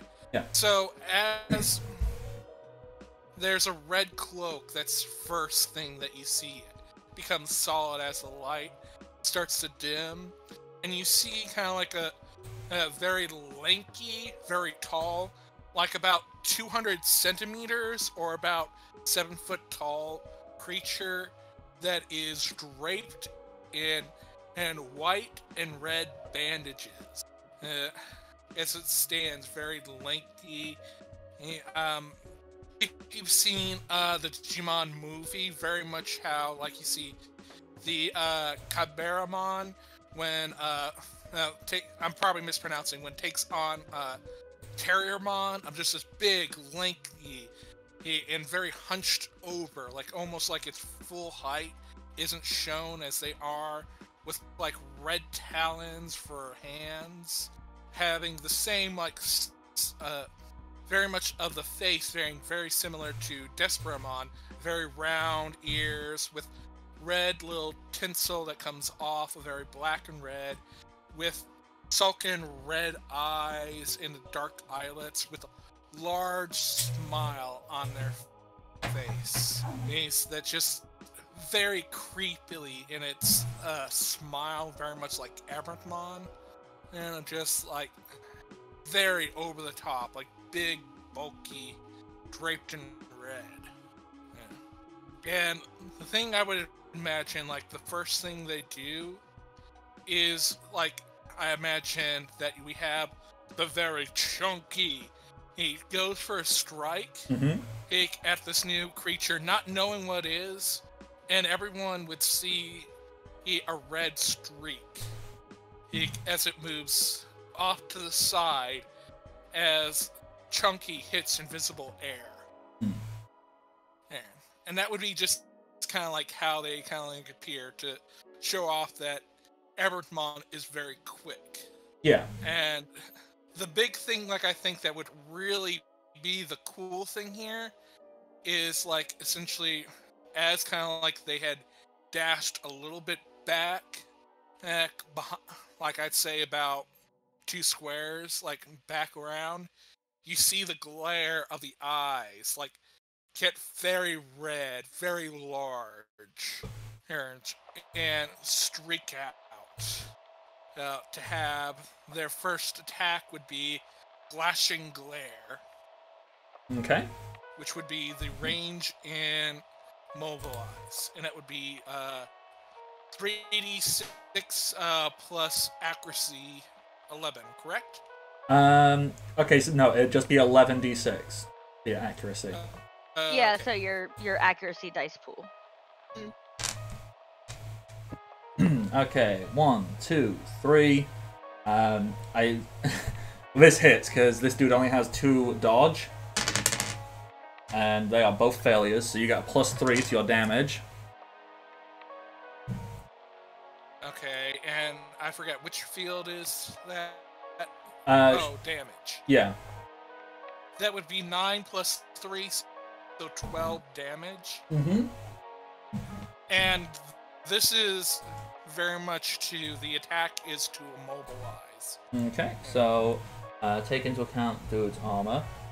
So it doesn't do loads of damage because this dude Chunky has big armor of 12. So you do 1 damage, but you will immobilize. So let's quickly check what immobilizing does. I may be wrong here, but for each success that I did on the accuracy is how many any turns it's immobilized Yep, for. that's how that correct? works. That sounds right to me. So takes penalty to a movement equal to the user's bit value times 2 for the duration of the effect. The effect may lower a target's movement to 0. That's where immobilize is.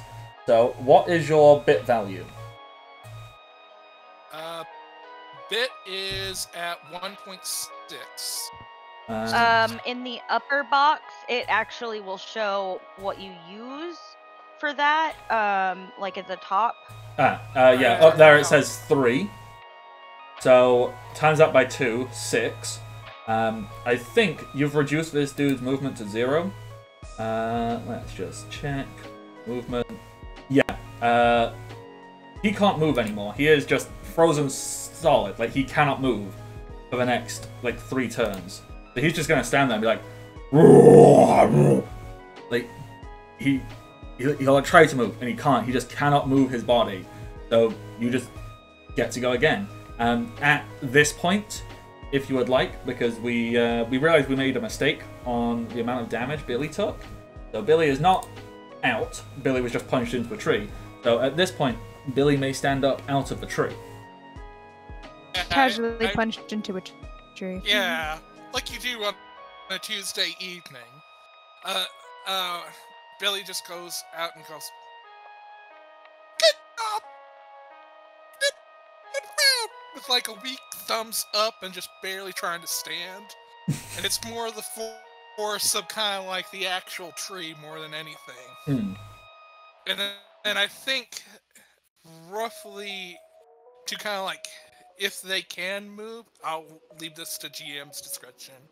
Because if they can move, Billy's going to try to go in there and give the big whammy that gets a punch in there. Oh, 100%. Billy can move. Okay. Like, this is very much of kind of like the same thing. Eberbond will set up, Billy will strike, allowing for that combo between the two. Alright. So that would be 3d6 plus 8, correct? 8d6 for accuracy. Accuracy and dodge are always pool checks, so that's, you roll that many d6. Okay, yeah, I'm trying to remember where accuracy is on the human, so, because I thought it was fight. It might be fight, yeah, sorry. Again, it's different stats for humans. Let me check. Yeah, oh no, you have an accuracy up here. Your accuracy as Billy is 8. Oh my god, dodge. Stop it. Tatago's proclaim something. Yeah, he's just getting annoyed because another dog is trying to share his bed with him, and he's greedy. Yeah, Billy's accuracy is an 8, so you just roll 8d6 for that. And their 1, damage 2, 3 is 8. Okay, so you got 4 successes. He got 0 successes on dodge. You get to add +4. Your damage is 8, so +4 takes that up to 12.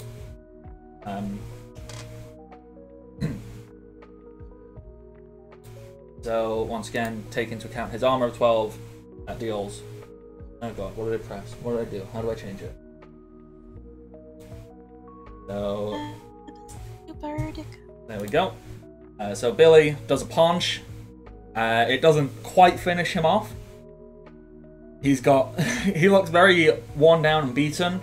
How does Desperamon finish this? I would think kind of like it is very much a mixture of charge, where you have a laceration lasso, where it is very much where, God bless you, where Desperamon like runs up real quick, it opens up kind of like almost as if ready to get take a punch, and the bandages are wrapped around them, go out, striking into, and then kind of pull right out. All right. Kind of like the bandages making these strikes in. Okay. So roll accuracy for Desperamon. He only gets 1 dodge. That's a 0. Well, he rolled a 1, so it's not a success. No matter what you hit. Because I believe that would be 11d6, right? Yes, I believe that's what we rolled last time. And yep. And 1 success. Because of certain strike, I negate up to 3 of those dodge rolls too. We got 0 dodge rolls, so yeah. So it's a -3. no. I mean, you can't get negative, but like he super can't dodge. So you get to add the +1 to your damage. I mean, he's on 1 health, so he's down because he's only going to take 1 damage. So how does this finish? How does this end? So all the bandages go out. He gets stabbed by bandages. It. Like that's where lacerations. It's like many of the very small pokes, almost like 1,000 paper cuts right into the soul, and then comes bleeding out. Yeah. So they just go, all of these bandages, they fly around, and you just see hit after hit after hit after hit, and this big chunky boy who's been taking hits non-stop. He's just gonna stand there, and when the attack finishes, let's go full anime. A bunch of dust, like a dust cloud, kicks up, and everyone is stood there holding their breath, waiting to see what happened. And Chunky is still stood there. There's a moment of silence. Nothing happens, and then Chunky just falls forward. Just no sound, no nothing, just. Chunky falls on his face and is down. Similar to Sandy Ravage, a thin stream of black zeros and ones seep out of his body and just fly off into the ether. Victory! Is there anything you would like to do for the ending of this scene? Do you have any movement left? Mm-hmm. Okay. Well, because if they have any movement left, I think it's at most they might have 3 total. Mm-hmm. I think after that, and just use that 3 to move closer to the shadow person. Yep. I mean, these things will be happening all at the same time, so as you are finishing that, the stuff that's happening over here will be happening. So what you'll be moving towards, we'll find out what that is. ATB! Okay. So, heading back to earlier, just Dracovon screaming as he's enveloped with light, and then all of a sudden his screams are just cut off as howling happens. And then when the light disperses, there is just 4 thumps on the ground from 4 wolf paws, and then a shing as blades just unsheath themselves from said paws. And in Drakemon's place is just Sanglupmon. Just this big wolf with bat wings covering part of his face. And then Sanglupmon just stares down at Aizmon, readies himself and charges forward, just shouting very loudly, "Drain! Slash!" And then tries to basically run and pounce at him. Okay. Which it is. That's very big boy. Roll me accuracy. So it would be 10d6. Yup. plus with aggressive stance, because I'm going to assume he's still doing that. Mm-hmm. So that is 15 So d6.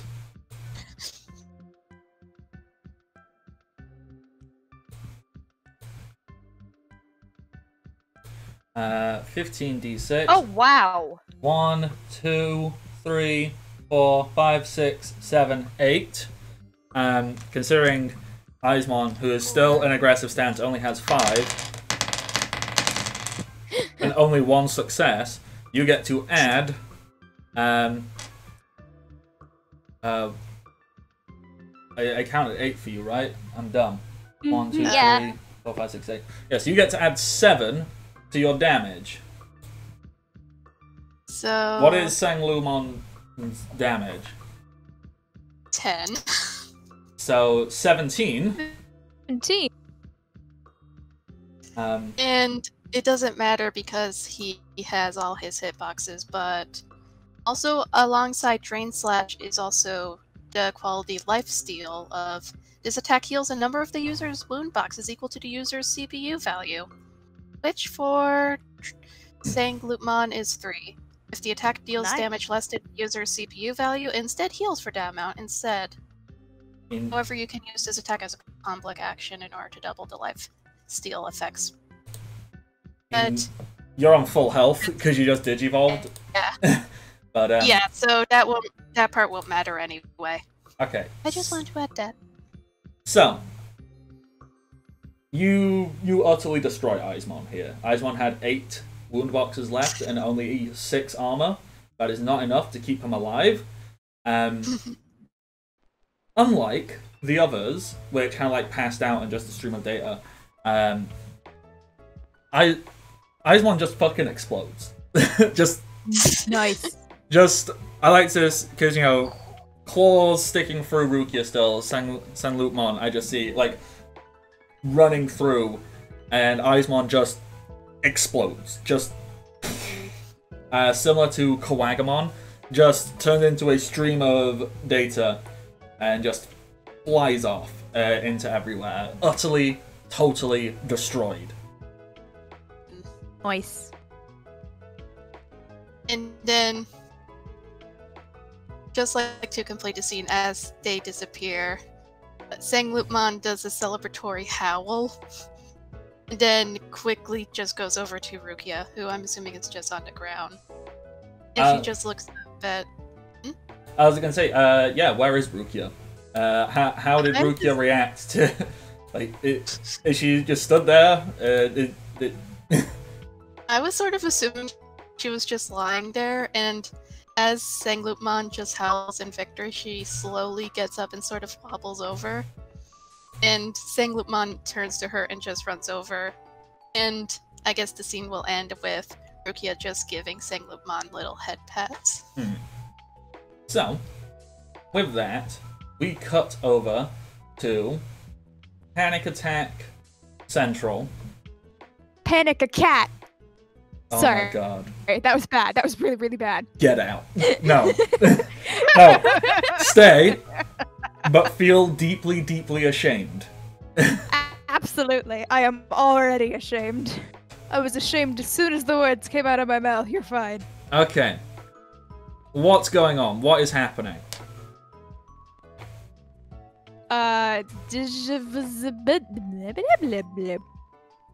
Yes. Did volve. Do the volves. And the that's. So, Become a cat. Panic Attack starts occurring, well, is in full swing, and Yep. Kitty was like, nope. I say nope. I say nope. And transformation sequence happens. This can be however you want in your mind.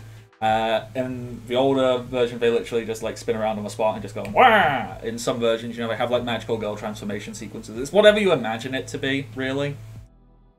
So Magical girl. Glow blob, reshape blob, new blob. yeah, and so where Kitty was stood, there is now this black cat with giant ears, oversized paws. Little ring on its tail. Yeah. What happens? Yeah. So Kitty can talk now, which is neat. Hell yeah. So Kitty's like, cat, cat, cat, look at me, cat, cat, cat, and eventually, just by being like just repeating her name over and over, Katerina lifts her head from her knees to looks Kitty right in the eyes, and then Kitty uses their charm effect and takes control basically of Cat's body and helps her slowly go from hyperventilating down to normal breathing, and is just basically soft affirmations the whole time, and no actual physical contact until she's calmed down enough that and then then Kitty goes, can I give you a can I nuzzle you? And then Cat just gives a nod because she can't quite talk yet. And then there is cuddles and nuzzles as she comes down from it, and then she's finally and when it's passed and she's calmed down and she's stable again, Kitty drops the charm effect. Really sweet. And I would that like to is, like, just the a best thing way that to my describe brain came up with while I was coming up with this sequence, because I based this off of a panic attack I've actually had. And I know that for some people the idea of you're not being in control of your own body might make it worse, but at that point I already felt as if I was not in control of my own body, and having someone come over and take control of it and force it to calm down, as opposed to I didn't feel comfortable. I thought I would be comfortable, but I didn't feel comfortable fully describing the extent of the panic attack and the muscle spasming and the screaming and the crying and everything that happened. But going from feeling trapped in your own body because you can't, and it's just flailing out and being destructive, to having something come over and force you to calm down would have been really nice. And I have tranks for that now, which is not related. But that's where I got the idea from. No, that was really, really nice. Okay. So, having been stood next to you this entire time, Samurai Burb kind of stands up and just kind of looks at this whole scene that's going on. He goes,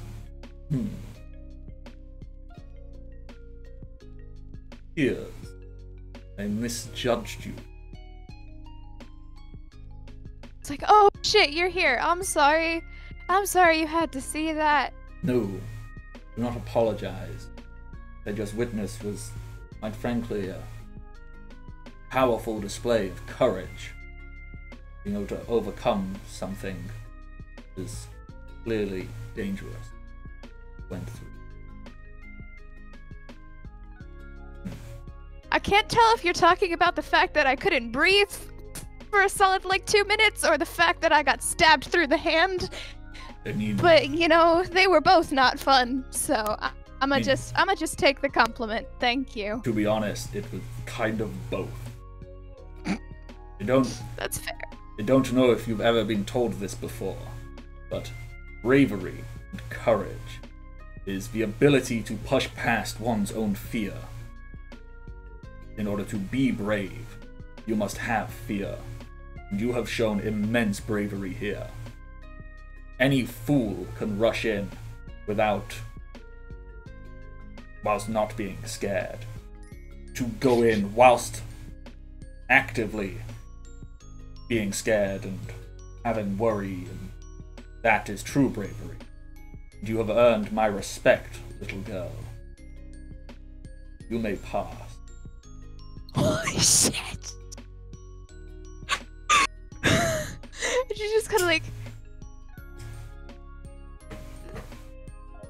Thank you. Yeah. Thank you. But is there somewhere I can lie down for a second? I don't know if I can stand up right now. Yeah. Weiraimon will. I already said he was stood up, so I don't need to say he stands up because he is stood up. But he will step to one side, and as he does so, opens the door to the actual fort. And if you look inside, there's a bunch of beds, there's like a table, there's all kinds of stuff in there. And he will also step towards the gate, and he tries to open them, but they've been like sealed shut. There's like some computery nonsense going on, and he's like, And so he pulls out his sword and he starts attacking. He's like, chop it at the doors. Confound it.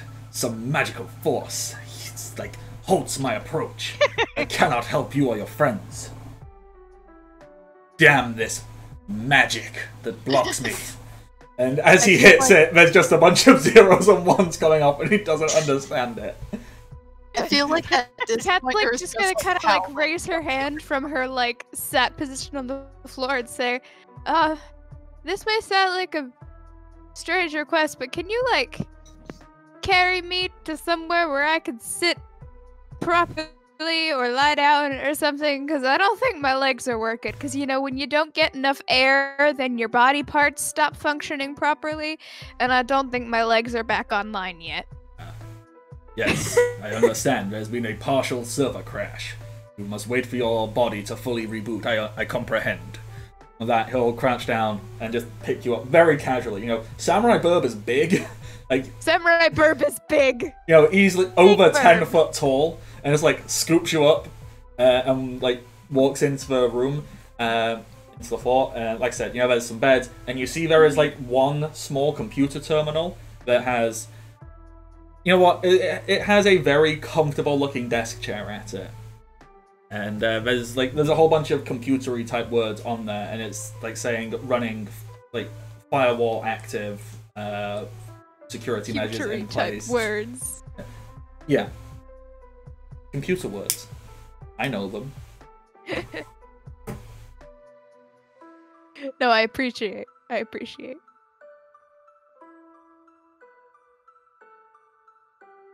So does he put her at the desk chair, or does she put her on a bed? Well, he's kind of looking around going, where? Anyway, it's fine. Like, the chair is fine, the bed is fine. I have no real preference. Oh, you made a strange request of me. Perhaps I may make one of you. I do not understand the sorcery at work here. Do you know how to turn the sorcery off so the gate can open? Because there's danger out there. The glow thing, the glowing box thing. Yes. I can use that to make it go away. Yes, a true sorcerer. And he'll walk over and he'll pop you down. Yeah, pop you down in the computer chair. And yeah, if you look at the screen, it's saying a whole bunch of stuff. You know, it's got like. Security systems in place, you know, Fortress is firewall protected, and it's even stating about how it is running, you know, like it calls it an antivirus, but it doesn't sound particularly, but like it actively says like terminating unwanted infiltrators. And it's like it's running like a little system thing. You can see there's like a little loading bar at the bottom, and the loading bar is just like a little pixelated dragon like stomping across a bar. That is hilarious and adorable, and reminds me of the T-Rex game. Oh my god, it is totally the fucking T-Rex game. Okay, so is it like a can I see, is it like a system log with like a command prompt at the bottom? Yeah. So I'm gonna do the thing that I'm just gonna like type in like varieties of ways to bring up the help menu. So like help commands, like exclamation point help or dash help or dash H or whatever. I'm basically like going to see if any of these things trigger a command menu. Okay. Do you want to roll computer for me? Sure. Sure. Let's see.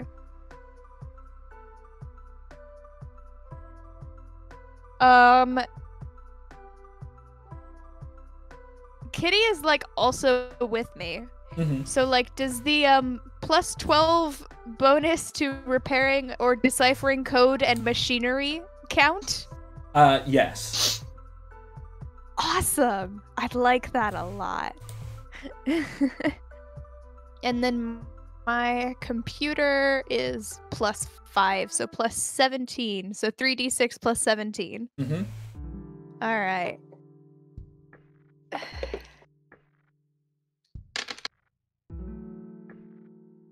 And that 28. Okay, so I think a nearly impossible task is a 22. I mean, Yeah. 3d6 was an 11, and then I got plus 17.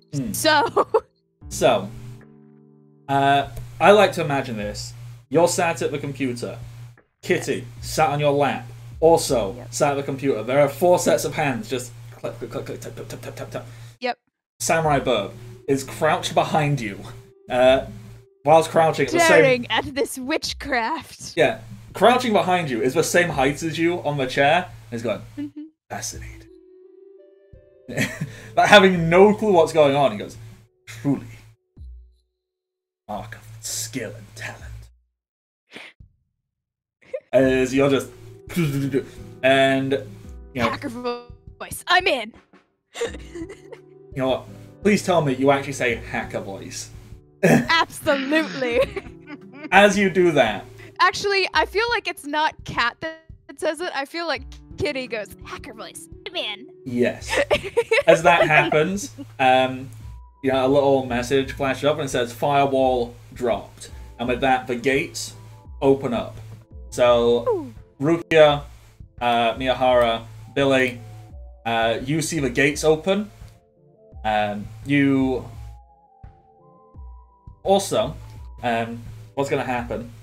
I would like to cancel the antivirus program, please. Okay. So you're going to start doing that. What? Has anybody looked to see what's going on with Larry Joe? Like, Larry. I feel like confidence renewed instead of actually initially going like up.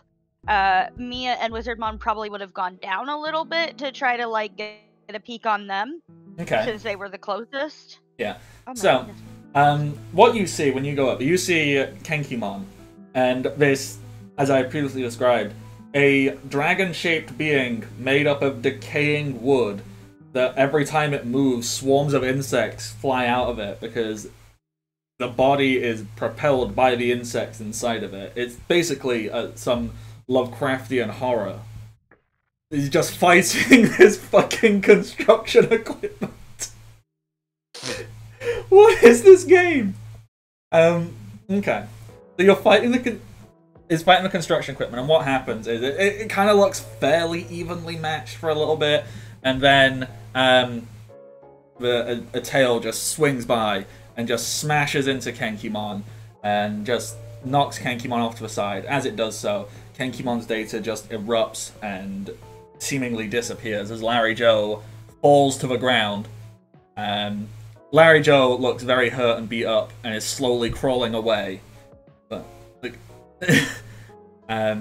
as you see this giant monstrosity kind of raise one of its feet as if about to smash down on Larry Joe. Ah! Sorry, I had to scream to make sure things were working. Oh, you're good. And it was very well timed because the insect dragon thing is knocked out Kenkimon, who then turned into a stream of data, like, you know, the dead things do. And then is about to step on Larry Joe Oh dear. Yeah. in a That's not not- fun way.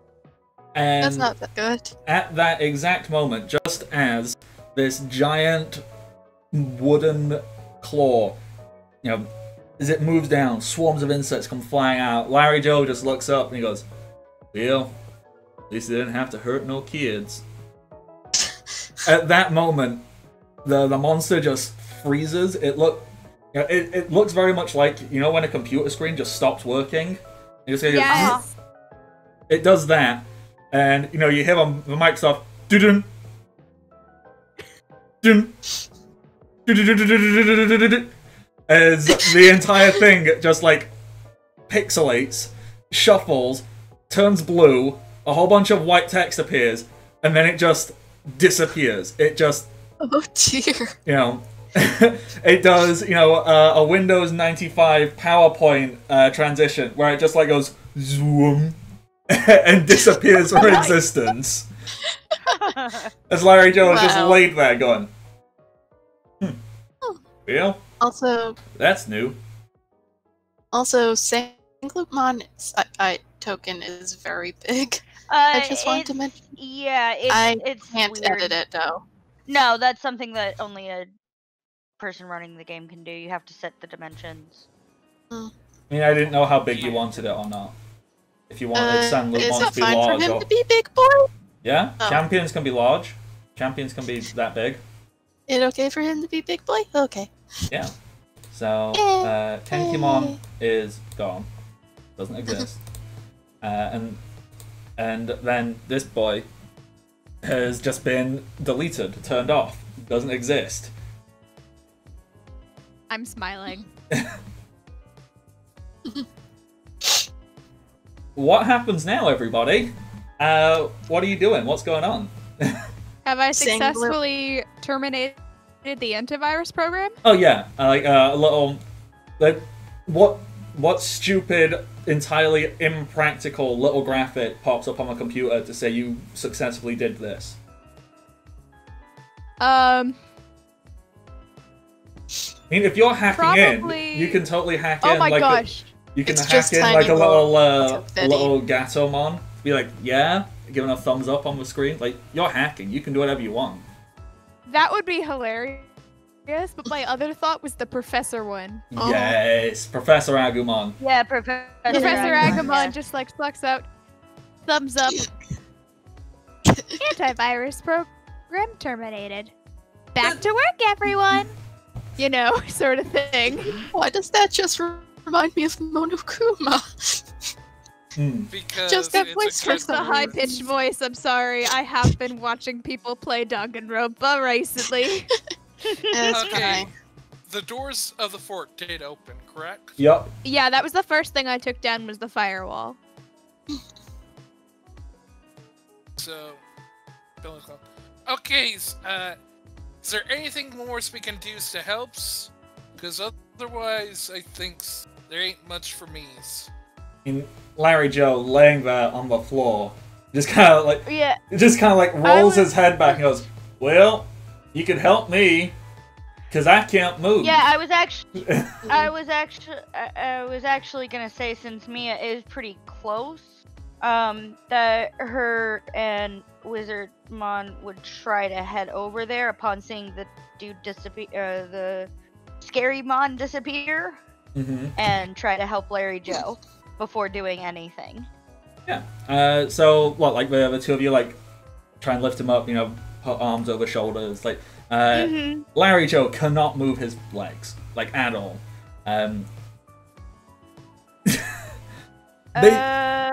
Sanglupmon. Okay, do you mind if Ruki and Sanglupmon come over there? After you're done Yeah, if helping? you want. I wanted to see if there was any kind of like medicine-esque check. Let's look. I mean, the best I can think of from what I'm seeing is survival, maybe? Question when you have a moment.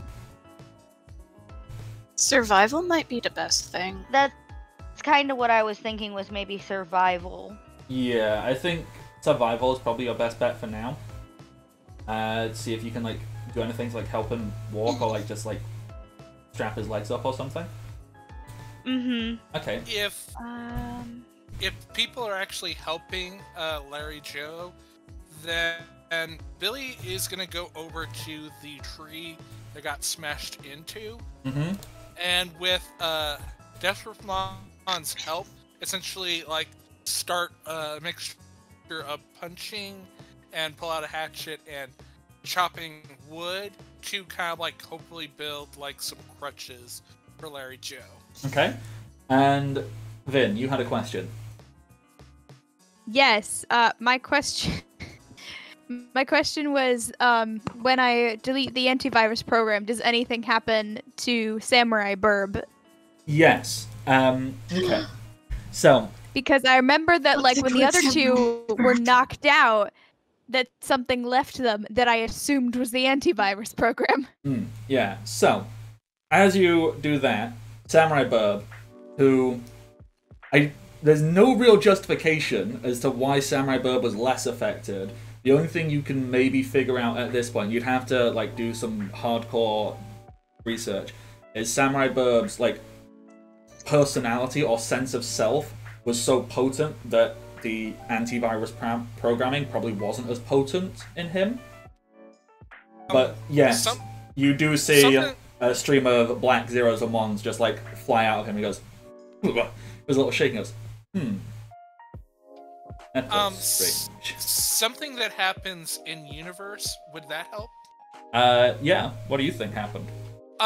Because of what happens with a lot of the virus and such, they actively work on the defense of and the attack of a Digimon for the most part, of acting on that, because an antivirus and virus technical is supposed to delete the thing to remove. And because you did not actually attack, you never acted on that attack, the virus portion of the data that you were able to, for those that have a high, I believe, CPU, or it's high spirit, high sense of self as well, which happens with some champions that would not be possible with rookies under the same condition. You can logic your way out by going the pacifist route. That actually makes perfect sense. So, yeah. Because you didn't... Meanwhile, me and Vin are just like, his honor was so great. Yeah. Basically, because you never actively attacked him, the programming never kicked in to stop you. It never perceived you as a virus that needed to be taken out because you never attacked.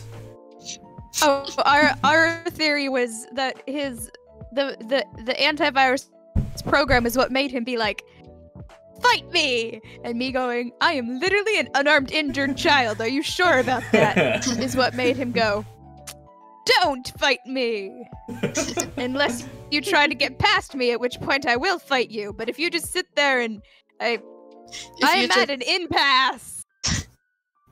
I suppose technically, instead of becoming an antiviral, like, he basically became a firewall. And since you didn't try to enter, he didn't do anything. Just there going, nope. An actual firewall. Alright, so, Miyahara, with your survival of 14, you can tell that Larry Joe is quite severely injured. You can probably, like, with that, you go, alright, we can get him, we can lie him down, and we can figure something out, maybe. But there's not loads we can do here.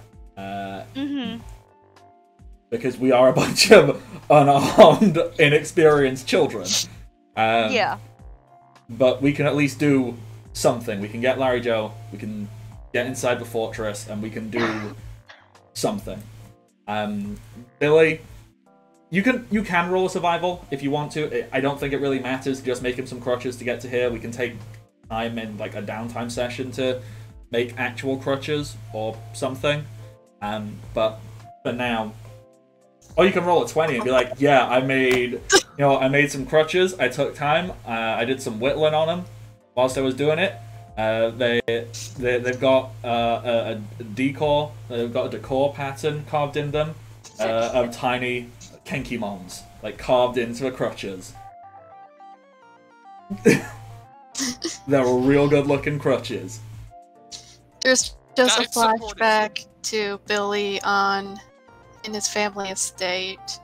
His No. great-great-grandmama always made crutches. No. The thing is Billy does not have a fortune. That's why they did not have a hotel room at the convention. It had a car.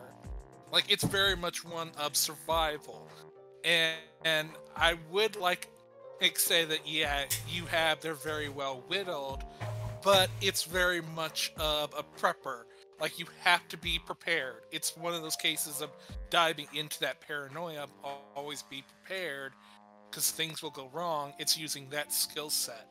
And I would think kind of like what happens in there, because of Destron having kind of like more like Talon stuff, is that there is kind of like this very etched kind of marks, much like the Digicode itself, of Larry Joe's name, so that every Digimon would recognize it just as, oh, that's Larry Joe's cane, even if like Larry Joe doesn't recognize it.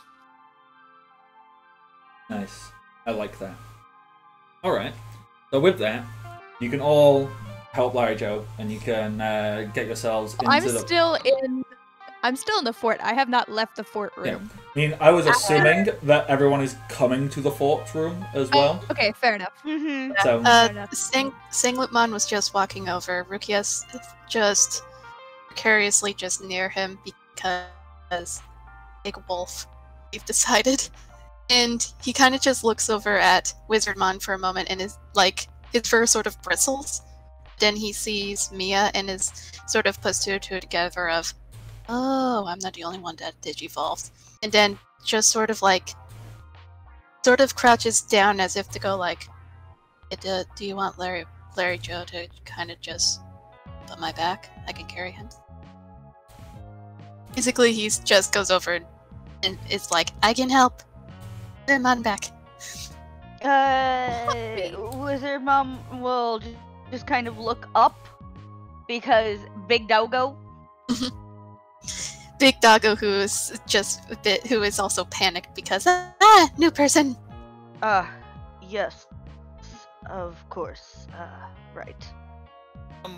The thing like you might notice as like Desperamon is walking in, because I imagine they're the one carrying all the crutches, and since it's the 20 to let it ride, that there is also like small like wooden swords, I think, like the Banto training swords for everyone else. And Desperamon is very much hunched. Like, you can see their legs and their shoulders are very dropped, as they are kind of like hunched over to be very much about the same height as Billy as they walk in. So I imagine that Billy is about 6'3", while Abramon is about 200 centimeters, so an extra foot or so. Yeah, because I think that's about 3 meters is 200 centimeters, right? well, it was 100 centimeters in a meter, so 2 meters, which is like 6'7" or something. Like, yeah. I mean, just doing quick maths off the top of my head, it's 12 inches to a foot, and it's 3.5 centimeters to an inch, so What? No, 2.54. I don't remember. Look. It's 2.54 centimeters in 1 inch, and I know that because I had to memorize a bunch of conversions for AP chemistry. So 200 centimeters. I also had to memorize those, and I instantly would forgot be it's over. roughly, I'd say, I think that's roughly 80 inches. Yeah, 7. The Divide that by. Shorthand, it's Billy. Billy is tall. Despera is actually taller than Billy, but they're hunched down on the shoulders and the knees a bit, so they. So are it's the same height. 6 feet 10 inches. Okay, yeah. So I wasn't far off with my totally out there random guess. Yeah, it's probably a little bit less than that actually because I didn't get the 0.4 in the division, but you know what? It's fine. It's close enough. Tall. It's close. You know, Mhm. nearly a Tall. foot taller, yeah. So, alright. I like this description. I also just moved Sandy Rabbit and Chonky. I don't know if you're just going to leave them passed out or if you're going to do anything with them, but I just moved them for now, for later. They attacked us, they go into the corner. I'm just joking. Hey, if they, I was on that logic of saying, we're not gonna do anything to help them, but we're not gonna do anything to hurt them. Yeah, that's fair. Just leave them passed out. They'll come round. They'll be fine. I feel like Mia would occasionally, like, once we're getting all settled and stuff, she would occasionally, like, go towards the door and, like, peek out just to see if they're still unconscious or not. Oh yeah, Because she is curious, but she's just leaving them be. Meanwhile, Zing Lupman does like the dog thing of just occasionally looking over, just growling at the air out of like, ugh, danger. Yeah, they'll be out there. They'll be passed out for quite a while. Okay, so we are getting basically to wrap up time. Okay.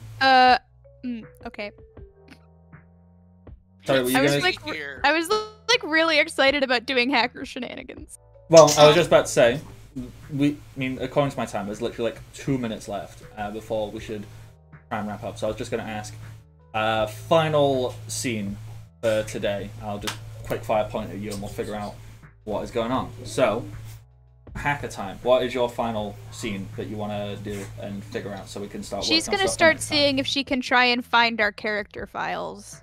Ooh, that's smart. That's very smart. Okay. Roll me a computer skill. All right.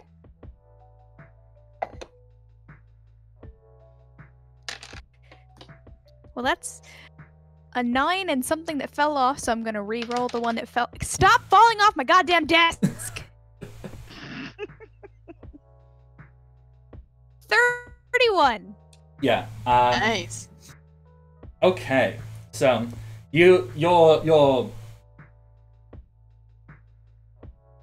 appendage deep in hacking. I don't know. Appendage deep. Insert appendage here. Oh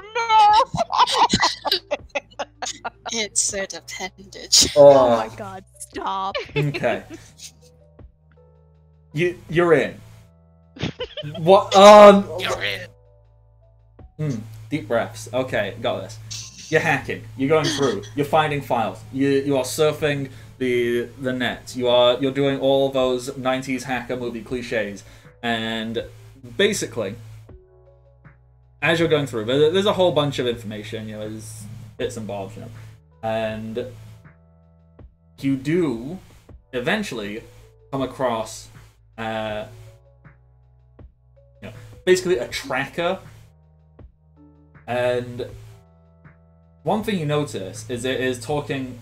There's a whole bunch of numbers and a whole bunch of words, and it's like but the thing that most definitely catches your attention is each person that has been put in.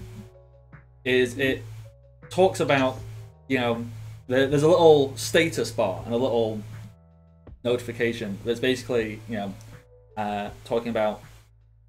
It's measuring, the what's the word I'm looking for? Idols? No, Digisoul? no, it's not Digisoul. It is words that will come into my brain when I will force them into there. It is Get time. the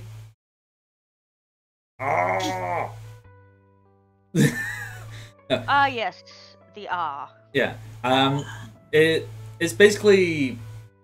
Oh, fuck. The word is just not coming into my brain. Like, I know the word, and it's just not there. Frank can word it. Electrical amplitude? It, Data loud? Try to describe like what the word is. Yeah, Frank can word it. Yeah. yeah, so it's basically measuring, like, the,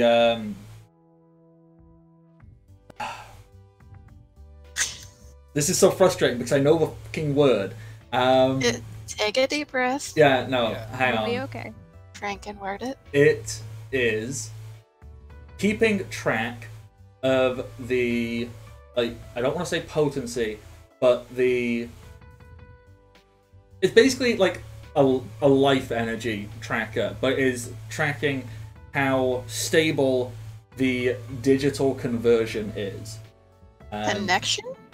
Interesting. Yeah, but it's not a connection because basically, and one thing you do notice is a couple of names, theirs has gone out. And if you look at yours, you see Rukia, who took a big hit. Hers is very, very faint. You see Billy, who took a hit. It's a little bit fainter. Like, And any of the ones who have gone out, there's like a little tag, and if you search into that, you can find out like they're gone. Like, and it doesn't say disconnected. It doesn't say this. It doesn't say that. It takes you to basically a legal document, and that legal document is basically saying that, like, yo, Matt, if that happens, if the connection is lost or damaged, if the conversion is broken, it takes you to this legal document, and it's all about, well, you signed the waiver, we are not liable for anything, you agreed to this, and this is known about danger that you agreed to when you converted your physical body into data. This is real, is what you are learning. Like, this isn't, ooh, I'm in a virtual reality and like I can take it off. Like, no. This is your body. It's just not flesh anymore. It's been converted into data. Yeah. And so if the connection is lost and your character file is deleted, then you're just gone. Yup. You die in the game, you die in real life. Nice. Cool. And this is, as of right now, something only you know.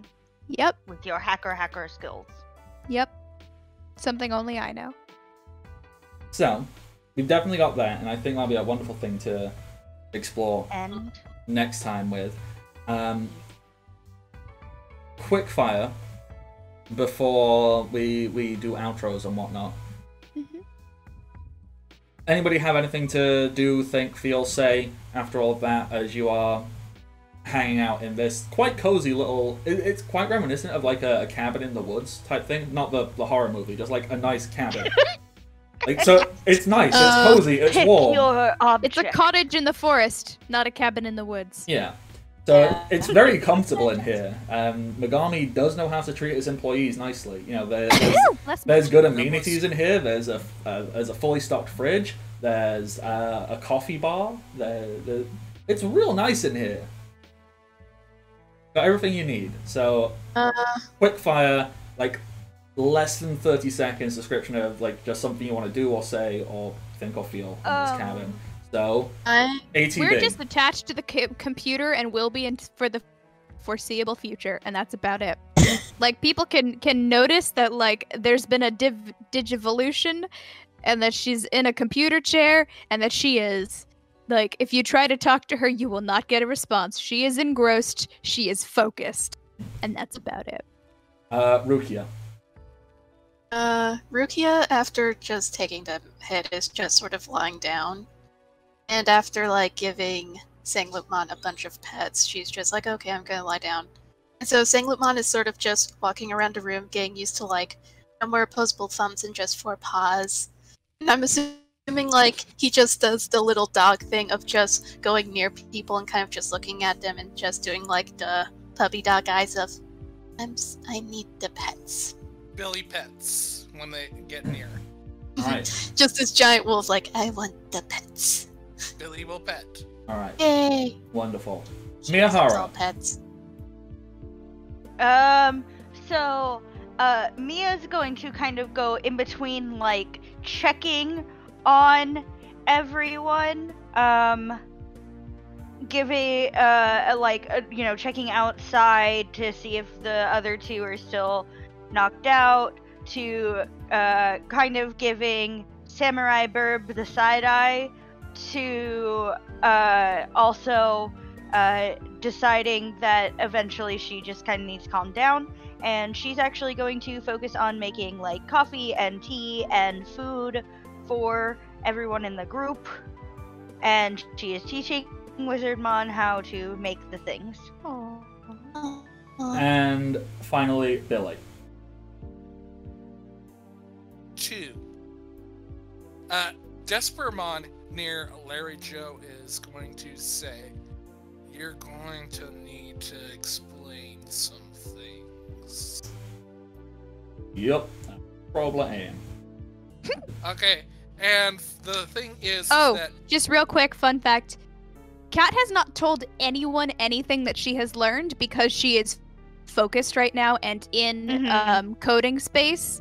And unless any of your characters have like high computer knowledge and technician Pokemon, sorry, wrong franchise, technician Digimon, I don't think you're gonna be able to understand, like with the fast numbers flying through her screen and everything, what she's doing. Oh yeah. I feel Totally like fair. I feel like she occasionally get like a little nudges because Singwutmon is just sort of like looking like, hey, it's I want pets. the other thing, Just Kitty through the will Kitty will pet the dog. Yay. Cat will not pet the dog. Cat is focused. Kitty is a little bit less into it Aw. and is mostly there to provide like backup and help and whatnot. Mm, But Kitty will give pets. You'll nice. get pets from Big Fluffy Paws. Yay.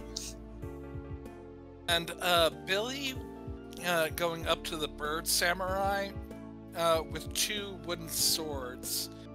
Here it goes on. I think we need to... Hold on, just forget. I think Sweetie needs to talk, and I don't think either of us talk much with words. Talking with words. Sorry. Samurai Burb kind of looks at you, lifts his head up, does a spar it is. Come outside. He draws his swords and just like Like again, walks. that's why Billy has like 2 wooden swords. Yeah, One and for him, one for Samurai. Trading So- swords, yes. Yeah, these are wooden, Oh. so like... he goes, "That's probably a smarter idea." And he puts his swords away. He goes, "Yes, probably a little excited." Takes a wooden sword and will step outside ready to spar with you for next time. Alright. Thank you. Wonderful players. Thank you everybody for tuning in, being a part of this. I am the Bardic Knock. You can find me on the internet, Twitter, Twitch, Patreon, and YouTube, all as the Bardic Knock. And yeah, good session. I like this. This has been fun. I will let my players say who they are and where you can find them on the internet, and then I need to wrap up. So, ATB, who are you? Where are you on the internet? Let's try and be like as quick fire as possible, because I'm gonna piss off my partner if I keep dragging things on too late. I just heard the doorbell ring, so our food is delivered. Ooh, Oh, perfect yeah. timing. Hi. I am Retired Bye. I can be found on mainly Discord, but also in sometimes Twitch chats, and also on Twitch streams. Next Sunday I'll be back here with hopefully Final Fantasy D6 Rebels of Spyro. We couldn't do it this Sunday because of me, and I apologize. But yeah, also Life stuff. life stuff happened and it got cancelled very Yes, last I minute, heard. and I still feel bad. Yeah, and next week, Thursday, on the Case channel, we're gonna play more Curse of Strahd, where things happen. Things got I- rough. Things got real. Real dark, real And- fast. There, and there I play as Sitari, the ASMR Bard. On Final Fantasy, I play as Lilith, the All-Bit Dark Knight. And yeah. Alright, thank you. Kay, who be you? Where on the internet?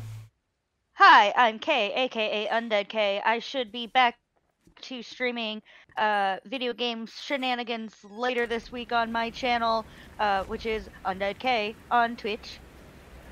You can also find me, I guess, on Facebook if that's sort of your thing.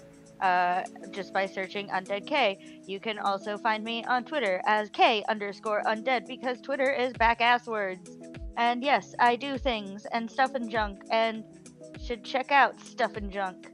Anywho, yeah, that's me. I've been Mia/Wizardmon, and everyone stay safe, stay healthy. Yeah. I'll put that stuff Michael, who are you? Where do I find you on the internet? Hello there, I'm Michael Wayne. You can find me both on Twitter and Twitch under this handle. Oh, Michael Wayne, you give me a clip, I'll give you a GIF. You can find me Tuesdays on the Raven, RAVVYN's channel for Hunters of Calamity, a Borderlands-inspired tabletop RPG, where last session I got blown up by mines multiple times. It had everyone, including the GM, go, "Are you sure?" When I went over the minefield again. Wonderful. Very chaotic, whole lot of fun. Remember, we're all in this together. I'm pulling for you. Hopefully, I'll get to play in a game with you. And finally, we have Vin. Vin, who are you? Hi, my name is Kat. I am at Vindifly on most things on the interwebs, Insta, Twitter, Facebook. I also have my own Twitch channel that I do streams on Mondays and Thursdays from 8 to 10 p.m. Eastern Time. And I was playing Katarina and her digi-partner, who she is named Kitty, who was a plotman, and became a black tailman, or Gatomon, because there are 2 translations. Yay! Yeah. I have good times. My streams are chill. Come hang out. You should. Alright. That is everyone. Thank you very much. This will be back next week. This will be edited, uploaded on Monday. That seems to be the pattern. Was it Tuesday? I think it's Tuesday. It's either Monday or Tuesday, depending on what. I don't really understand what time is anymore. So. Mood! It'll happen. Until next time, everybody. Stay safe and happy adventures. Also, Bye! fuck Trump. Bye bye. Yes. Fuck Trump. And not in a fun Bye. way. Bye!